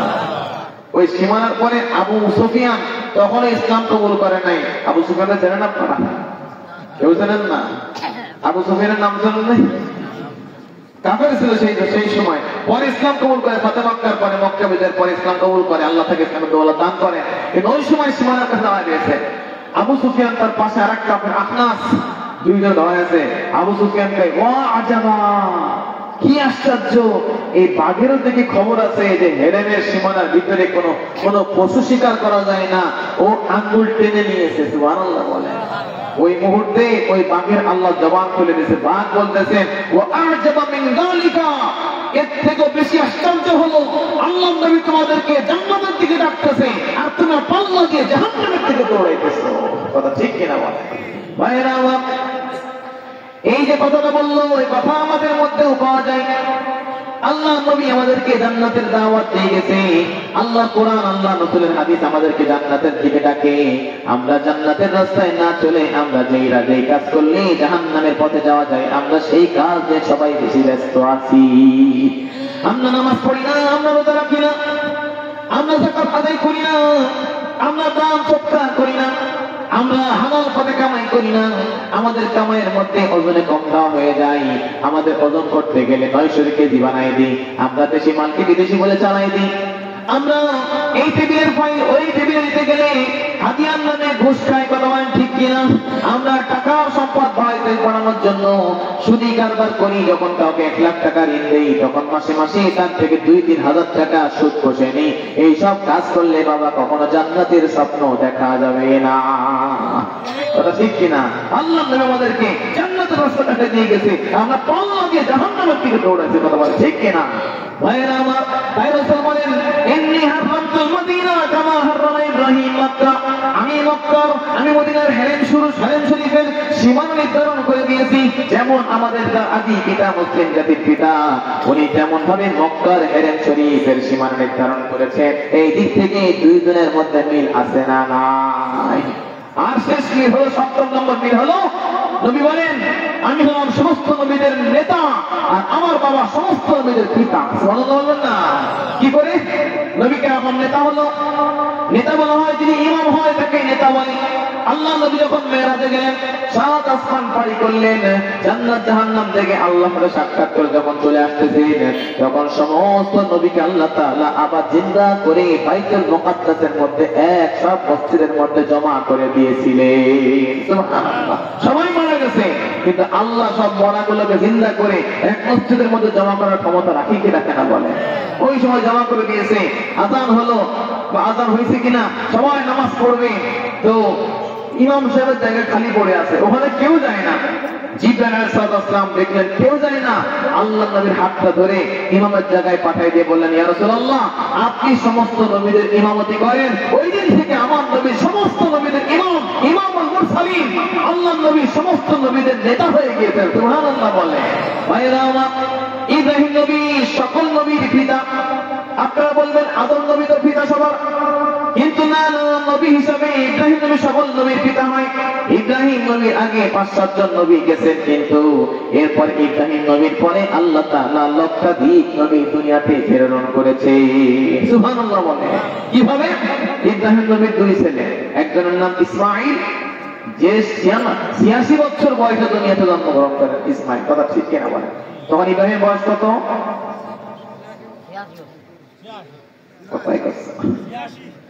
ইসমাইল যখন জন্মগ্রহণ করে ইব্রাহিম নবীর বয়স কত? 86 বছর। আর যখন 100 বছর বয়স ইব্রাহিম নবীর, তখন তার দ্বিতীয় সন্তান জন্মগ্রহণ করে, যার নাম হলো ইসহাক আলাইহিস সালাম। কথা ঠিক কিনা বলে? এই ইসহাকের ছেলে আছে ইয়াকুব, তার নাম হলো ইসরাঈল, আর একটা নাম ছিল। এই হলো আল্লাহ নবী ইব্রাহিম নবীর 2 সন্তান, একটা হলো ইসমাঈল আর একটা হলো ইসহাক। ইসমাইল 86 বছর বয়সে দুনিয়াতে আসেন, জন্মগ্রহণ করেন। আর ইসহাক আলাইহিস সালাম ইব্রাহিম নবী 100 বছর বয়সে দুনিয়াতে আসেন। আপনাদের 100 বছর বয়সে বাচ্চা হবে তো সবার? কি করে কষ্ট হবে? হবে না? আমি যার কাছে হাটহাজারী মাদ্রাসায় পড়াশোনা করেছি, মুফতি আহমদুল হক রহমতুল্লাহ আলাইহি, যখন হুজুরের কাছে আমরা মুসলিম শরীফ পড়তাম, ওই সময়ও হুজুরের একটা ছেলে ছিল যার বয়স মাত্র 5 বছর, যখন হুজুরের বয়স 105 বছর। সুবহানাল্লাহ। তাহলে এই সন্তান আল্লাহ 100 বছর বয়সে তাকে দুনিয়াতে পাঠিয়েছিলেন। এই জামানার মানুষও 100 বছর বয়সে সন্তান দিতে পারে, জন্ম দিতে পারে। আল্লাহ পারাইলে পারে কি পারে না? বলে পারে। ভাইরা আমার, 100 বছর বয়সে ইসহাক আসলো, আর 86 বছর বয়সে ইসমাইল আসলো। ইসহাকের ছেলের মধ্যে আল্লাহ তাআলা হাজার হাজার শত শত নবী পাঠালেন। বনি ইসরাইলের নবী ইসহাক নবীর এক ছেলের নাম ইয়াকুব। এই ইয়াকুবের আরেকটা নাম ছিল ইসরাইল। ইসম মানে বান্দা, আর ইল মানে আল্লাহ। যেমন আব্দুল্লাহর মধ্যে আব্দুল মানে বান্দা, আর আল্লাহ মানে আল্লাহ। আব্দুল্লাহ মানে আল্লাহর বান্দা। ইসরাইল হিব্রু ভাষায় ইসরাইল মানে আল্লাহর বান্দা।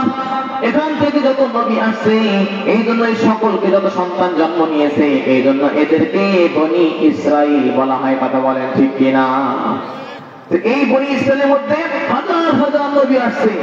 এক নবী আসে, ভবিষ্যৎবাণী করে যায়, শেষ জামানে একজন নবী আসবেন, যার নাম হবে মুহাম্মদ বা আহমদ।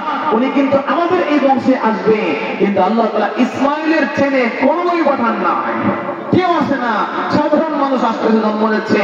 দুই দিক থেকে মানুষ জন্ম নিচ্ছে।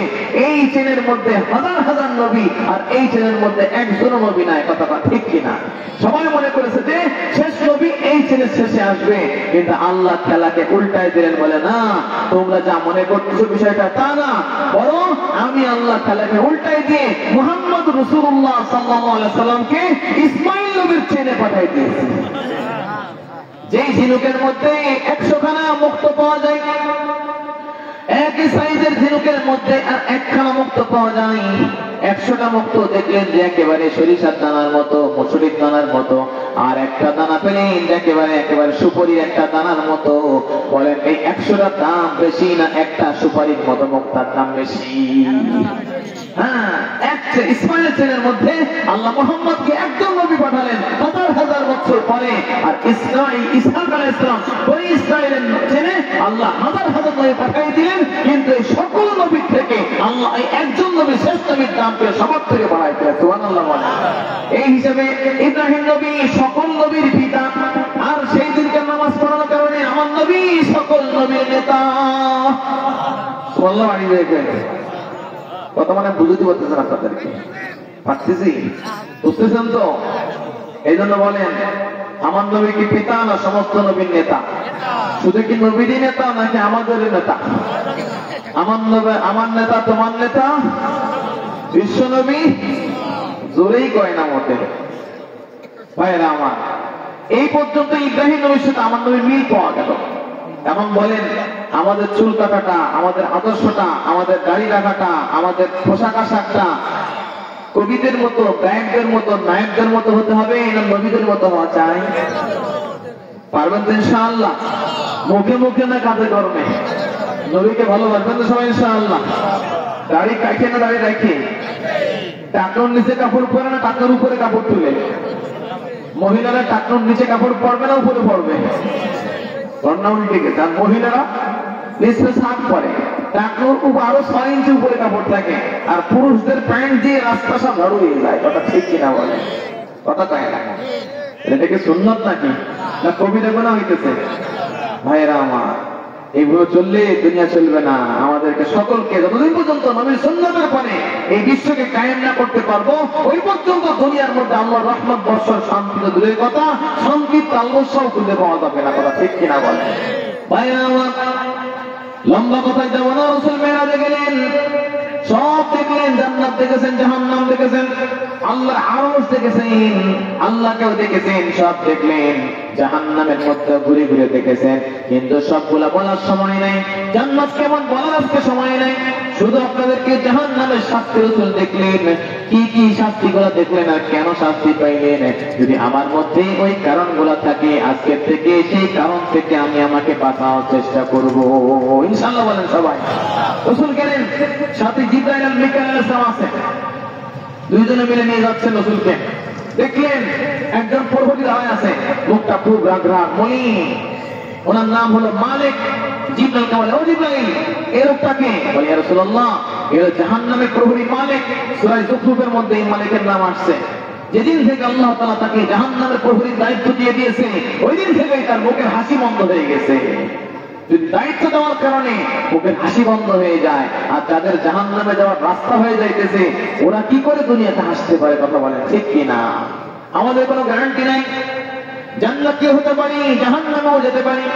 বাকি আল্লাহর কাছে দোয়া করি, আল্লাহ যেন আমাদেরকে জান্নাতবাসী করে দেন, জাহান্নাম থেকে আমাদের সবাইকে মুক্তি করে দেন, বলেন আমিন। সুতরাং যেহেতু সার্টিফিকেট হাতে আসে নাই, অট্টহাসি দেওয়া, মাতাল হয়ে যাওয়া, আল্লাহকে ভুলে যাওয়া, এটা কোনো বুদ্ধিমানের কাজ নয়। বুদ্ধিমান সে না খেয়ে থাকবে কিন্তু হারাম পথে টাকা কামাবে না। কথা ঠিক কিনা বলে? ভাইরা আমার, রাসূল বলেন দরজা খোলো, খুলে দেওয়া হলো। রাসূল দেখলেন জাহান্নামের শাস্তিগুলো। কিছু নারী পুরুষ, তাদের নখ তামার মতো হয়ে গেছে, লম্বা লম্বা নখ, মুখ চিরতেছে, মুখ চাপড়াইতেছে, খুঁজে ফেলতেছে। জিবরাইলকে বলা হলো, ও জিবরাইল, এরা কারা? রাসূল জিবরাইল বলে, ইয়া রাসূলুল্লাহ, এরা হলো আপনার উম্মতের ওই সমস্ত মানুষ যারা মানুষের পিছনে অপরের গীবত করতে। বলেন নাউযুবিল্লাহ। এদের মানে গীবত করা যাবে? কথা কম না কেন? গীবত কারে বলে? ওই ভাইয়ের সুনাম আরেক ভাইয়ের কাছে করা, তাই তো? সুনাম করা এটা কোশ্চেন গানজি, সুনাম করে না বদনাম করে? আমার কয় কি, বললি তো গীবত হয়ে যাবে, না বলেও মারা যায় না, হয় না? খায় না তেমন না, গু তো খাওয়া যায় না, না খেয়েও পারা যাচ্ছে না। কি ডাক্তার সাহেব? এটা আমার ডাক্তার পাশে আছে, আমার সাথে আসছে সফর সঙ্গে, বলেন না মারহাবা।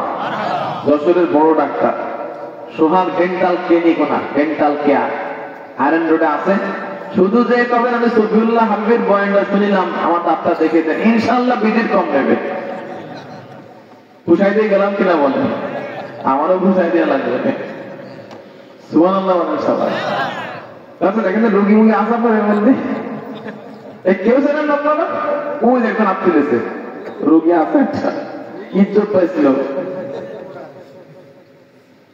তাড়াতাড়ি শেষ করতে হবে। তাড়াতাড়ি শেষ করতে গেলে এত দেরি করে উঠলে হবে না। তো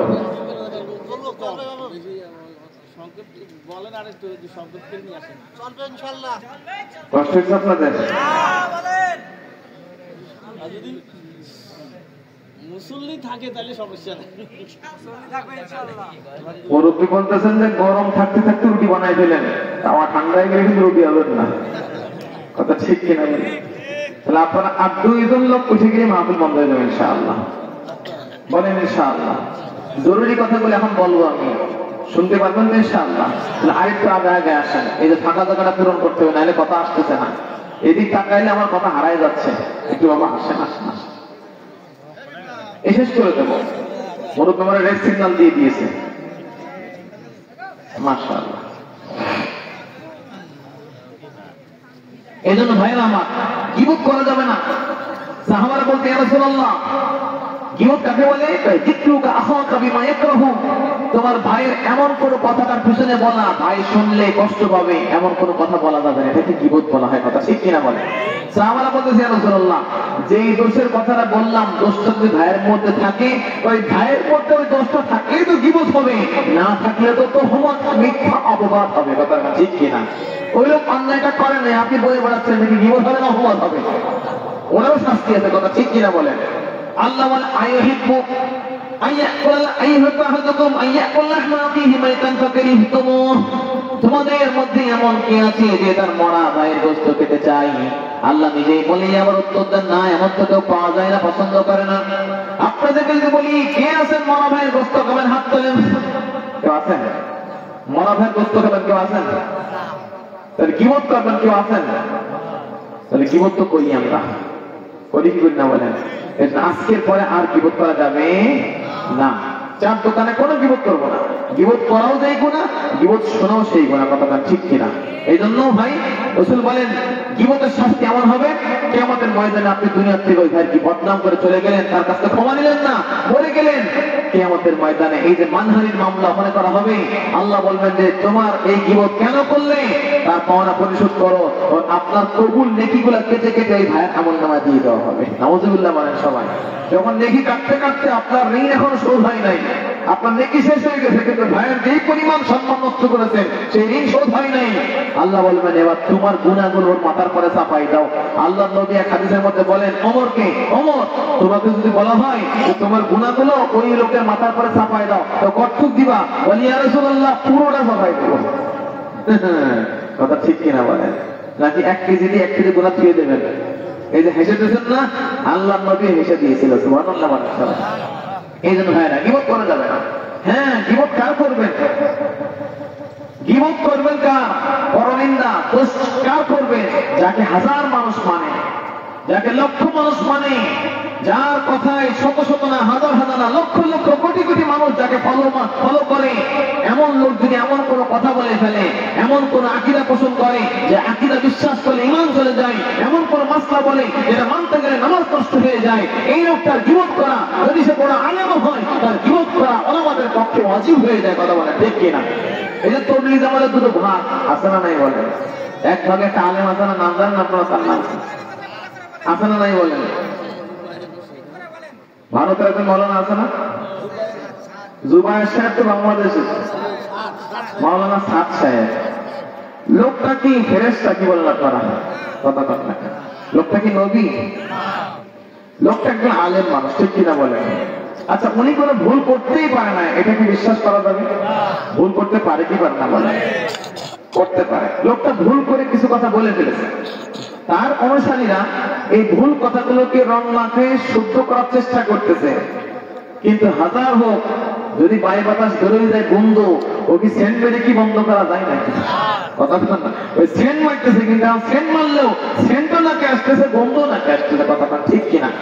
উনি বলতেছেন যে আল্লাহ রাসূল 11টা বিয়ে করেছে, তার মধ্যে জাইনাব রাদিয়াল্লাহু আনহার বিয়েতে উনি গোশত রুটি দিয়ে ওলিমাটা করার কারণে উনি কষ্ট পেয়েছেন, এটা ওনার করা ঠিক হয় নাই। অন্য বিবিদের সময় খেজুর দিয়ে ওলিমা করেছেন, আর জাইনাবের বিয়ের সময় গোশত রুটি কেন করলো? উনি ওনার সুন্নতে সরে গেছেন। বলেন নাউযুবিল্লাহ। আচ্ছা বলেন তো, নবী কি সুন্নতে সরে যায় না নবী যেটা করে সেইটাই সুন্নত হয়ে যায়? কথা কন না কেন? আল্লাহ নবী যদি দাঁড়ায় দাঁড়ায় পেশাব করতে সারা জীবন, আমাদের জন্য দাঁড়ায় দাঁড়ায় পেশাব করাটা সুন্নত হয়ে যাইত। কথা ঠিক কিনা বলেন? উনি এই কথা বললেন, বলেন নবীর সামনে কথা বলা কি ঠিক আছে নাকি? হ্যাঁ, উনি বলেন যারা মোবাইল পকেটে এনে নামাজ পড়ে, এই যে মোবাইল, টাচ মোবাইল, এইগুলা যে নামাজ পড়বে তার নামাজ হবে না। নাউযুবিল্লাহ বলেন। তাহলে বলেন এখন বাংলাদেশে যদি 1 লক্ষ ইমাম আছে, 90,000 ইমাম সাহেব পকেটে টাচ মোবাইল আছে, তাহলে নামাজ হবে না আমাদের? কথা কন না কেন? ওনার মধ্যে নাপাক কত কিছু হয়, সে হইবে না, তাই বলে কি নামাজ হবে না? কোনো কিতাব আছে নাকি এটা? উনি বলেন এই যে আপনারা প্যান্ট শার্ট যারা পরে আছেন, যারা প্যান্ট পরে শার্ট পরে নামাজ পড়বে তাদের নামাজ হবে না। সুবহানাল্লাহ কবেন? নাউযুবিল্লাহ বলেন। এই যে ভুল ভাল কথাগুলো বলে বেড়াইতেছে। উনি বলেন মুসা নবী আল্লাহর কাছে তুর পাহাড়ে কিতাব আনতে গিয়েছিল, ওনারে যাওয়াটা ঠিক হয় নাই। নাউযুবিল্লাহ বলবেন না? ওনারে যাওয়ার কারণে প্রায় 6 লক্ষ মানুষ তারা ঈমান হারা হয়ে গেছে। হ্যাঁ, ওনার এই যাওয়াটা ঠিক হয় নাই। অথচ কোরআনে আসে আল্লাহ নবী মুসা ওই তুর পাহাড়ে গিয়েছিলেন আল্লাহর হুকুমে। আর সাথে যদি বলে যে ওনার যাওয়ার কারণে এই মানুষগুলো মোরতাদ হয়ে গেছে, তাহলে নবীকে ভুল ধরার কারণে ভুলটা কার গায়ে লেগে গেল? হুকুমে কার হুকুমে গিয়েছিল? এখন বলেন এই লোকটার ভুল যে হইতেছে, এটা বললে কি গীবত হইতেছে? হইতে গেছে বলেন। কিন্তু এই গীবত করা কি নিষেধ না ওয়াজিব? এই গীবত করা, এই গীবত করা ওয়াজিব। কথা ঠিক কিনা বলেন? এর বহুত মাসলা আছে। উনি বলেন যারা মসজিদে নামাজ পড়ায়, মাদ্রাসায় কিতাব পড়ায়, কোরআন পড়ায়, হাদিস পড়ায়, এরা বেতন নেওয়া এদের জন্য ঠিক না। এরা যে বেতনের টাকাটা নেই, এদের টাকার থেকেও বেশ্যা যারা শরীরকে ঠিক করে মহিলারা টাকা কামায়, ওদের টাকার দাম বেশি। সুবহানাল্লাহ, সুবহানাল্লাহ নাউযুবিল্লাহ। বলে যদি এই ইমামরা জান্নাতে যায়, আলেমরা জান্নাতে যায়, তাহলে এদের আগে ওই বেশ্যা নারীরা জান্নাতে যেতে হবে। এই ভুলগুলো উনি কিভাবে বলে ফেলেছেন, আর অনেক কথা আছে, এটা আমি আজকে বলবো না। এই জন্য ভাইয়েরা না না কাউকে আঘাত দিতে চাই না, মানুষ বুঝে না বুঝে কাউকে মানতে পারে। ওনারা কি বলে আমরা সাদ সাহেবের অনুসারী। ভাই আমাদের অনুসরণীয় ব্যক্তি আল্লাহ রাসূল না? আমরা কি ব্যক্তি মানবো না আল্লাহকে মানবো? তাহলে ওনাকে ব্যক্তিকে মানতেছে এবং বলতে বলতে এত মহব্বত করা শুরু করেছে, এ কথাও সাথীরা এখন বলা শুরু করে দিয়েছে, সাদ সাহেব যদি জাহান্নামে যায় তো আমরাও জাহান্নামে যাব। এটা পাগলামি কথা না। তুমি এই যদি শখ হয় তাহলে তুমি একদিন চুলের মধ্যে হাতটা ঢুকায় দেবো, তুমি হাত রাখতে পারো কিনা? তাহলে সাদ সাহেব জাহান্নামে যাবা, মোহাম্মদের এখন সহ্য করতে পারো না তুমি। কথা ঠিক কিনা? ভালোবাসা ভালো, কিন্তু এই অন্ধ ভালোবাসা এটা ঠিক না ভাই। এই জন্য যারা ওনাকে অনুসরণীয় বানাই নিয়েছেন অনুসারী হিসেবে, আপনাদের পায়ে হাত থেকে বলি, আপনারা আলেম ওলামার সাথে ফিরে আসেন। ওলামায়ে ইকরাম এই জাতির মেরুদণ্ড। 1 লক্ষ আলেম যদি যে কথা বলবে আর 5 জন আলেম যে কথা বলবে, আমরা 1 লক্ষ ছেড়ে দিয়ে 5 জনকে মানবো নাকি? নাকি লক্ষাধিক আলেমের সাথে থাকতে চাই? কথা ঠিক কিনা বলেন? এদিকে আমার কথা রাসূল বলে দিয়েছেন। রাসূল বলেন ইত্তাবিউ সাওয়াদাল আযম, তোমরা যেদিকে বড় ওলামায়ে ইকরামের দল আছে তোমরা সেই দলের অনুসরণ করো, তোমরা তাদের ইত্তাআত করো, তাদের অনুসরণ করো। কিছু লোক এই হাদিসের কথা ভুলে গিয়ে ওরা ব্যক্তির ইত্তাআত করা শুরু করে দিয়েছে। কথা বলে ঠিক কিনা? এই জন্য আপনারা গ্রাম্য মানুষ, কিছু লোক আছে ওনার কিছু এর পিছনে ইসরায়েলের মদদ আছে না নাই বলেন? দৈনিক নয়া দিগন্ত সম্ভবত এই পত্রিকার মধ্যে আসছে, এই যে ইঞ্জিনিয়ার ওয়াসিফ সাহেব, ওনার সন্তান আছে মাওলানা ওসামা, এই লোকটা সহ বাংলাদেশের এক নায়ক আছে অনন্ত জলিল, নাম শুনেছেন আপনারা? এই 2 জনে মিলে ইসরায়েলে গেছে, মোসাদের সাথে বৈঠক করেছে এই তাবলীগ জামাত ধ্বংস করার জন্য। এটা পত্রিকার খবর আসছে। এরা সম্পূর্ণ ভারতের এজেন্ডা। ভারতটা চাইতেছে বাংলাদেশের টঙ্গীর মধ্যে মারামারি বাজাই দেবো, দিয়ে এই টঙ্গীর ইস্তেমা বন্ধ হয়ে যাবে, এই ইস্তেমা আমরা ভারতে নিয়ে আসবো, সারা বিশ্বের মানুষ তাহলে ভারতের ইস্তেমা করতে আসবে, যত বিমানের বিলগুলো আমাদের পকেটে আসবে। কথা ঠিক কিনা বলেন? কিন্তু আল্লাহ এই টঙ্গীর বিশ্ব ইস্তেমা আমরা চাইছি না, আল্লাহ বাংলাদেশে দিচ্ছে। কথা বলেন? আব্রাহার বাদশা চাইছিল না যে মক্কার কাবা ধ্বংস করে দাও, ইয়ামানের সানা একটা শহর আছে, এইখানে কাবা বানাবো, তাহলে সারা বিশ্বের মানুষ ওইখানে হজ করতে যাবে, যত কেনাকাটা হবে, বিমানে আসবে যাবে, কত খরচ আছে, আমার দেশের হাজার হাজার লক্ষ লক্ষ কোটি কোটি টাকা ইনকাম হবে। এই জন্য হাতির বাহিনী নিয়ে এই কাবা ধ্বংস করার জন্য আসছিল, কিন্তু আল্লাহ ওদেরকে ধ্বংস করার জন্য বিশাল কামান ব্যবহার করেছিল, ছোট ছোট পাখি। কোরআনে আছে আলাম তারা কাইফা ফাআলা রাব্বুকা বিআসহাবিল ফিল, ও নবী আপনি কি দেখেন নাই আল্লাহ তাআলা ওই হস্তি বাহিনীর সামনে কি আচরণটা করেছিল? কথা বলেন ঠিক কিনা? এই বিশাল বাহিনীর সামনে পাখি পাঠিয়ে দিয়েছিল, পাখির মুখের মধ্যে একটা পাথর, 2 পায়ের মধ্যে 2টা পাথর, মোট 3টা পাথর। আল্লাহ এই পাখিগুলা যখন নাকি মেরে দিল, এক একটা পাখির পায়ের থেকে পাথর যখন সরিষার দানার মতো, মসুরের দানার মতো পাথর পড়তেছে, কিন্তু ওটা এত জোরে বাস হইতেছে, বিশাল বিশাল হাতি ওই আঘাত খাওয়ার কারণে চর্বিত ভুসির মতো হয়ে গিয়েছিল। কথা ঠিক কিনা বলেন? তো যারা এই ষড়যন্ত্র করবে, এই যে যারা ভেঙে পালাই গেছে, বাংলাদেশের মধ্যে ষড়যন্ত্র চলতেছে, ওই ভারতওয়ালা চায় কিভাবে মারামারি বাজায় দিয়ে দেশ থেকে অরাজকতা অশান্ত করে ফেলা যায়, কোন রাস্তা পাচ্ছে না। এখন যেখানে লোক জমা হচ্ছে সেখানে কিছুটা করে যাচ্ছে, এখন পাইছে তাবলীগের ইস্তেমা। কতটা ঠিক কিনা?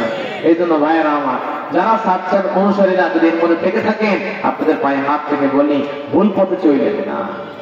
আমাদের তো কিছু জ্ঞান আছে, যে লোকটা এত ভুল কথা বলতেছে, মোবাইলের মধ্যে কত মাসলা বলতে, মোবাইল পকেট নামাজ হবে না, ইমাম সাহেবের বেতন নিয়ে তার জায়েজ হবে না, তাহলে বলেন ইমাম সাহেবদের বেতন দেন না তার সম্মানই দেন? এটা এই এলাকার ইমাম সাহেব বেতন কত? 20,000 কোন ইমাম বেতন আছে এখানে? 10,000 তাও নেই। ঢাকা শহরের কাজের বড় 10,000 টাকা কামাই করে। কথা ঠিক কিনা বলেন? আর আমরা ইমামদেরকে 10,000 দিতে পারি না, বেতন দিই না আর কি বলে সামনে।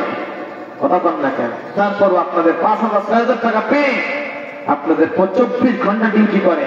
প্রত্যেকটা অফিসে ইমামরা আপনারা ডিউটি করেন, কোন কোন অফিসে দিনে একবার 5 করতে হয়, সকাল 8টায় 9টায়, আর ইমাম সাহেবদের দৈনিক 5 বার হাজিরা দেওয়া লাগে টাইম মতো। কথা ঠিক কিনা? চাকরি কি ওইটা কঠিন না ইমামের চাকরি কঠিন? ইমামের 50,000 টাকা বেতন দিলেও তার বেতনের হক আদায় করা হবে না। কথা ঠিক কিনা বলেন? কয়টা টাকা বেতন দেয়? বেতন নাকি সম্মানই বলা হয়, না দিলে বাদ দিয়ে দেন, ওটাও না দেওয়া লাগবে না, তারপরে আমরা ফ্রি নামাজ পড়াই দেবো। কথা ঠিক কিনা বলেন ভাইয়ের আমার? এই জন্য ওনার পিছনে পড়ে উনি গোমরাহির থেকে চলে যাইতেছেন, দিন দিন গোমরাহি বাড়তেছে ওনার। এই জন্য একজনের কারণে আপনি আপনার ঈমান আমলকে নষ্ট করবেন না। আপনি সংখ্যাগরিষ্ঠ ওলামায়ে কেরাম যেই পথে আছে সেই পথে থাকেন, আশা করা যায় আল্লাহ আপনাকে গোমরাহ করবে না। কথা ঠিক কিনা বলেন? আল্লাহ তৌফিক দান করেন। আমিন।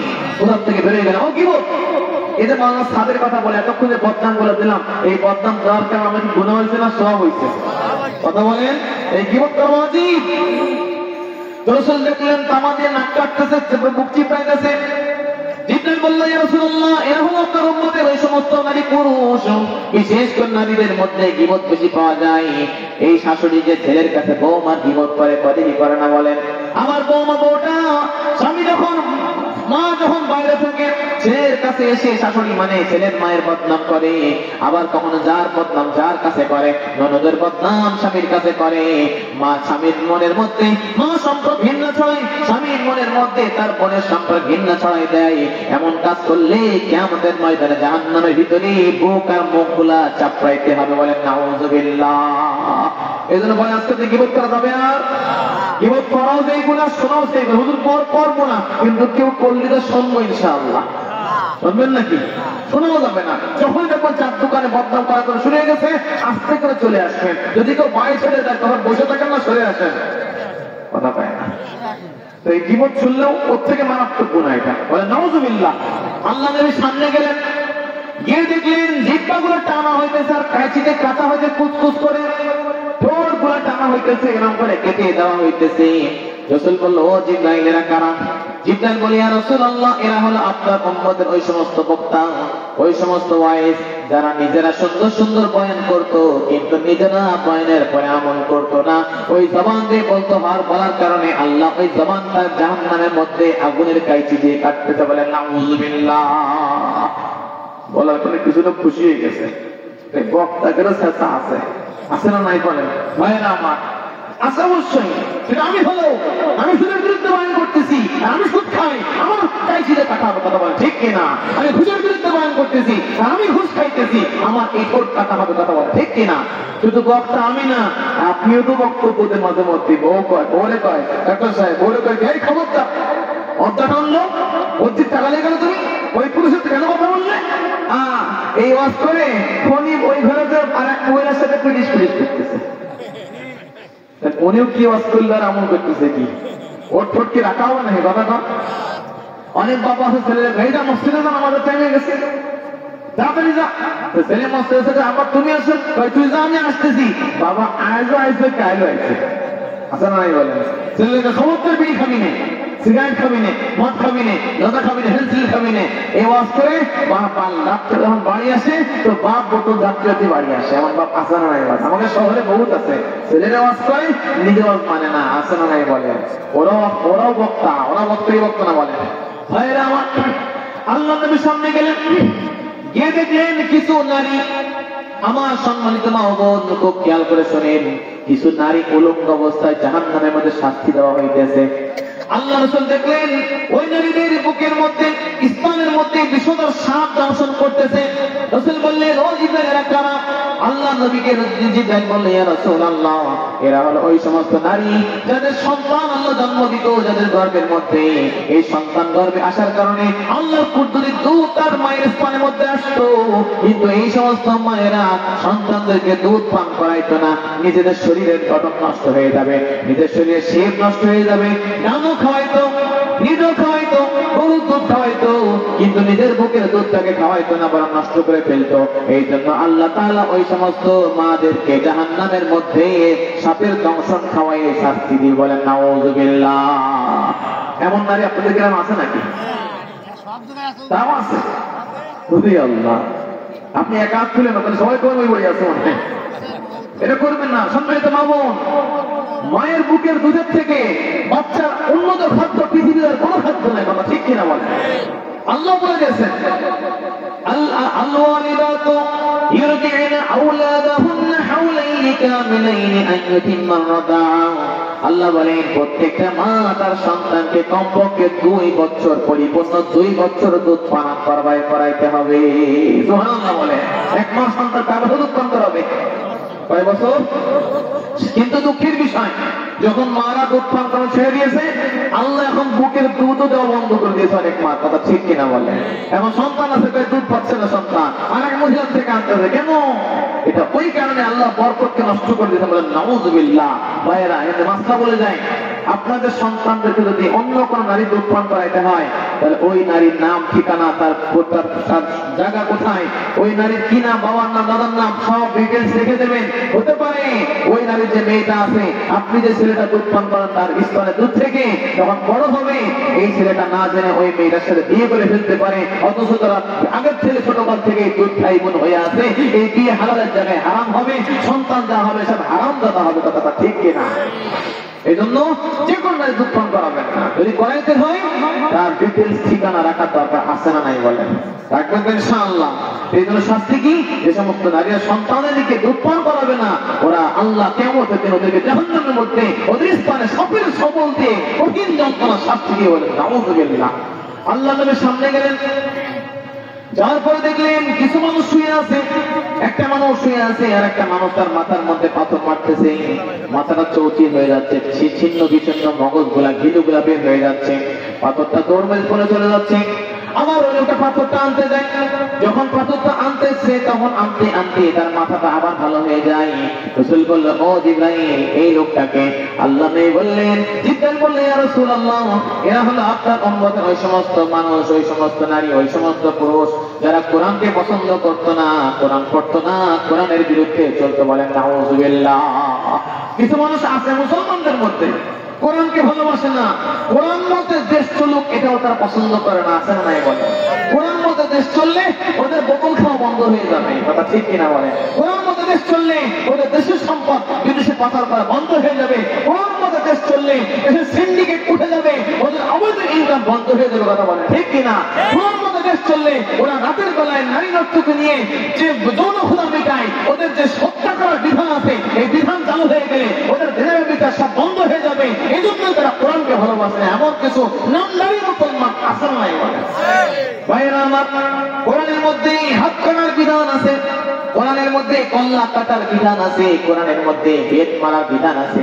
যদি কোন বিবাহিত পুরুষ বিবাহিত নারী জিনার বিচার করে, আল্লাহ কোরআনে বলে দিয়েছেন ওদেরকে পাথর পর্যন্ত গেড়ে ফেলো, বুক পর্যন্ত গেড়ে ফেলে দাও। পাথর মেরে মেরে তাকে মৃত্যু না হওয়া পর্যন্ত তাকে পাথর মারতেই থাকো। এমন যদি একজন জেনাকারীকে মেরে ফেলায় দেওয়া হয়, বাংলার জমিনে 200 বছর পর্যন্ত কোন পুরুষ তো নারী জেনা করবে দূরের কথা, চোখ তুলেও তাকানোর সাহস পাবে না। কথা ঠিক কিনা বলে? এই বিধান কায়েম করেন, হাত কাটেন, এই বিধান কায়েম করেন। কোরআনের বিধান। চোর চুরি করলে এই চুরির দ্বারা আবার ওই আমরা চুরি না, ওই আল্লাহ চুরি না, ঘরের মুরগি চুরি না, এ চুরি হলো টন চুরি। কথা বলেন ঠিক কিনা? কলমের খোঁচায় চুরি আছে না নাই বলে? কথা কয় না? এমন যদি কলমের খোঁচায় যারা দেশের সম্পদ পাচার করে দেয়, কলমের খোঁচায় কোটি কোটি টাকার মালিক হয়ে যায়, এমন একজন চোর মারখানে তাকে ধরে বাইতুল মুকাররমের সামনে নিয়ে দিয়ে ক্রস করে আঙ্গুল হাত কেটে দেওয়া হয়, ডান হাত বাম পা অথবা বাম পা ডান হাত কেটে দেওয়া হয়, তাহলে ওই দিন থেকেই পরের দিন থেকেই বাংলার জমিনে চুরি করা সব বন্ধ হয়ে যাবে। কথা ঠিক কিনা? আমি কি হবে না বলেন? এই কোরআনের বিধান কিছু মানুষ পছন্দ করে না, ওরা মৌলবাদ বলে, কোরআন ওয়ালাদেরকে বলে কি বলে না বলেন? হ্যাঁ, ঘুষ খাবে, সুদ খাবে, জেনা করবে, বিচার করবে, এই জন্য তারা ক্ষমতায় আসতে চায়। এমন কিছু পাবলিক, এমন কোন নেতা আমার সমাজে আসে না নাই বলে?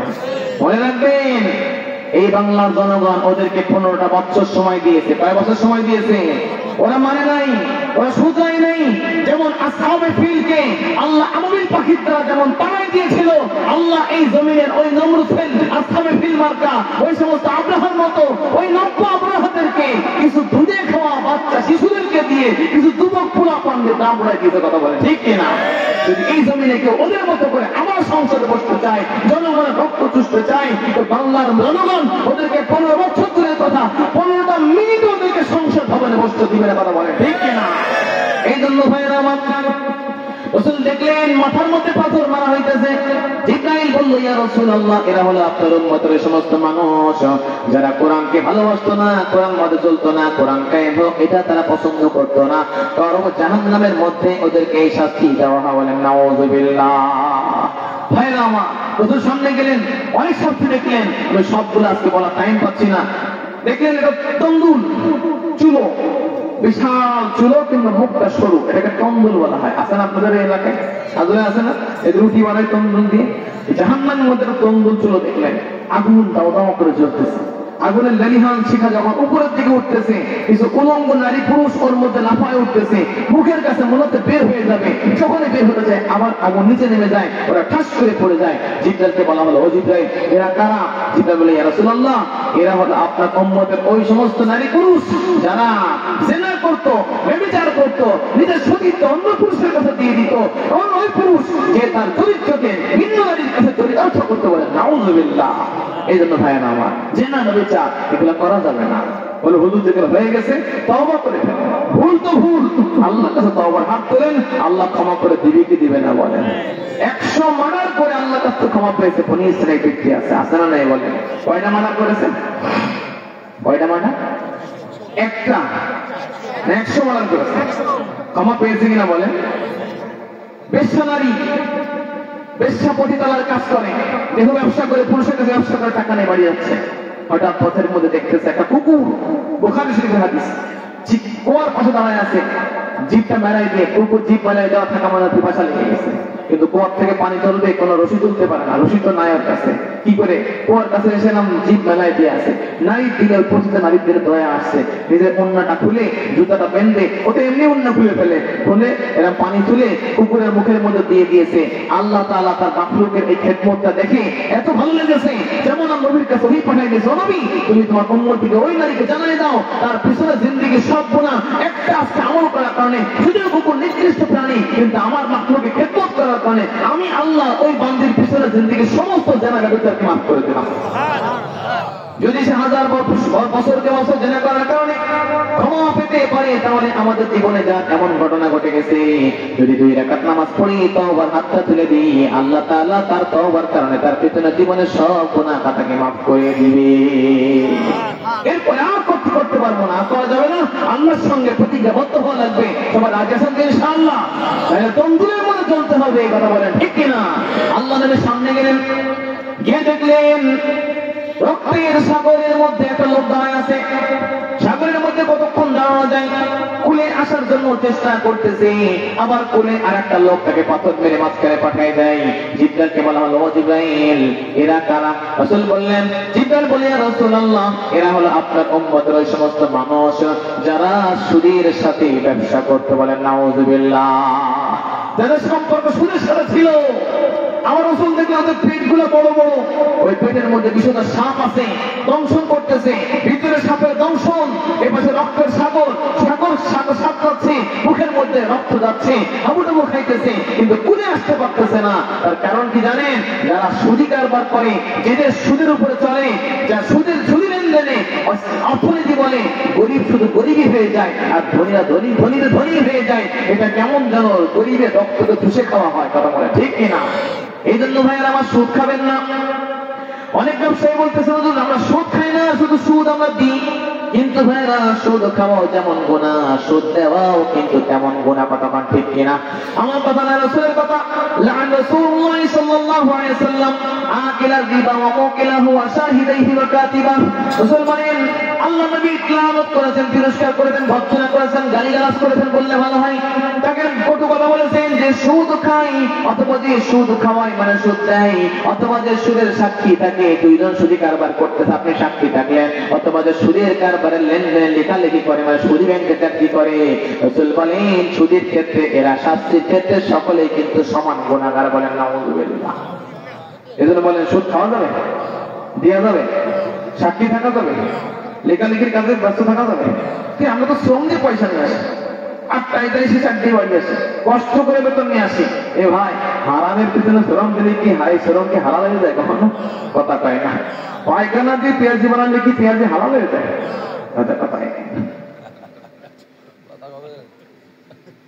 খাবেন আমরা তো পেঁয়াজি বানাইছি। এই জন্য ভাইরা আমার, সুদ মারাত্মক গুনাহ এটা। রাসূল বলেন সুদের 73টারও বেশি খারাপি আছে। আইসারুহা আইয়ানকিহা রাজুল উম্মাহ, সবথেকে নিম্ন খারাপি সুদের। রাসূল বলেন যে পুরুষ তার মাকে বিয়ে করলে যে গুনাহ হয়, সুদ খাইলে শিক্ষা দেয়। নাউযুবিল্লাহ বলে। মাকে বিয়ে করা, বিয়ের অর্থ কি? স্বামী স্ত্রী আনন্দ ফুর্তি করবে, জেনে প্রাণের মিলন করবে, সঙ্গম করবে। মাকে বিয়ে করলে কোনোদিন বিয়ে হয় না, বিয়ে যখন বৈধ হবে না, তার সাথে সম্পর্ক করলে এটা জেনা হবে, বিচার হবে। সুদের সবচেয়ে নিম্ন মানের গুনাহ হলো আপন মায়ের সাথে, অন্য হাদিসে আসছে 35 বার জেনা করার থেকেও মারাত্মক। সুবহানাল্লাহ কোন? ওদের নাউযুবিল্লাহ পাচ্ছে না জোরে। এজন্য সুদ খাওয়া যাবে? কথা কয় না কেন? ভাইরা আমার, সুদ মারাত্মক জিনিস। সুদ কেউ কেউ বলে ইন্নামাল বাইউ মিসলুর রিবা। আল্লাহ বলেন কিছু লোক আছে, কোরআনে আসছে, যে তারা বলে ওই পয়সা কেনাও যা, সুদও তো একই কথা, এক কথা। ওয়াহাল্লাল্লাহুল বাইআ ওয়া হারামার রিবা। আল্লাহ তাআলা সুদকে হারাম করেছেন আর সুদ ব্যবসাকে হালাল করে দিয়েছেন। কথা বলেন ঠিক কি না? এটা কার কথা? আর কিছু লোক ওই একই তো কথা। একই কথা হয় কোনোদিন? নিয়মের বিরুদ্ধে চলে গেলেন, নিয়ম অনিয়ম হয়ে গেলেন, কথা কি একসাথে নাকি? ভাত রান্নার নিয়ম আছে না নাই বলেন? কয়েক নিয়মে রান্নলে ভাত হয়, ওই নিয়মের বাইরে গেলে ভাত কি উল্টো পাল্টায়। যেমন মনে করেন প্রথমে পানি সেদ্ধ করলেন,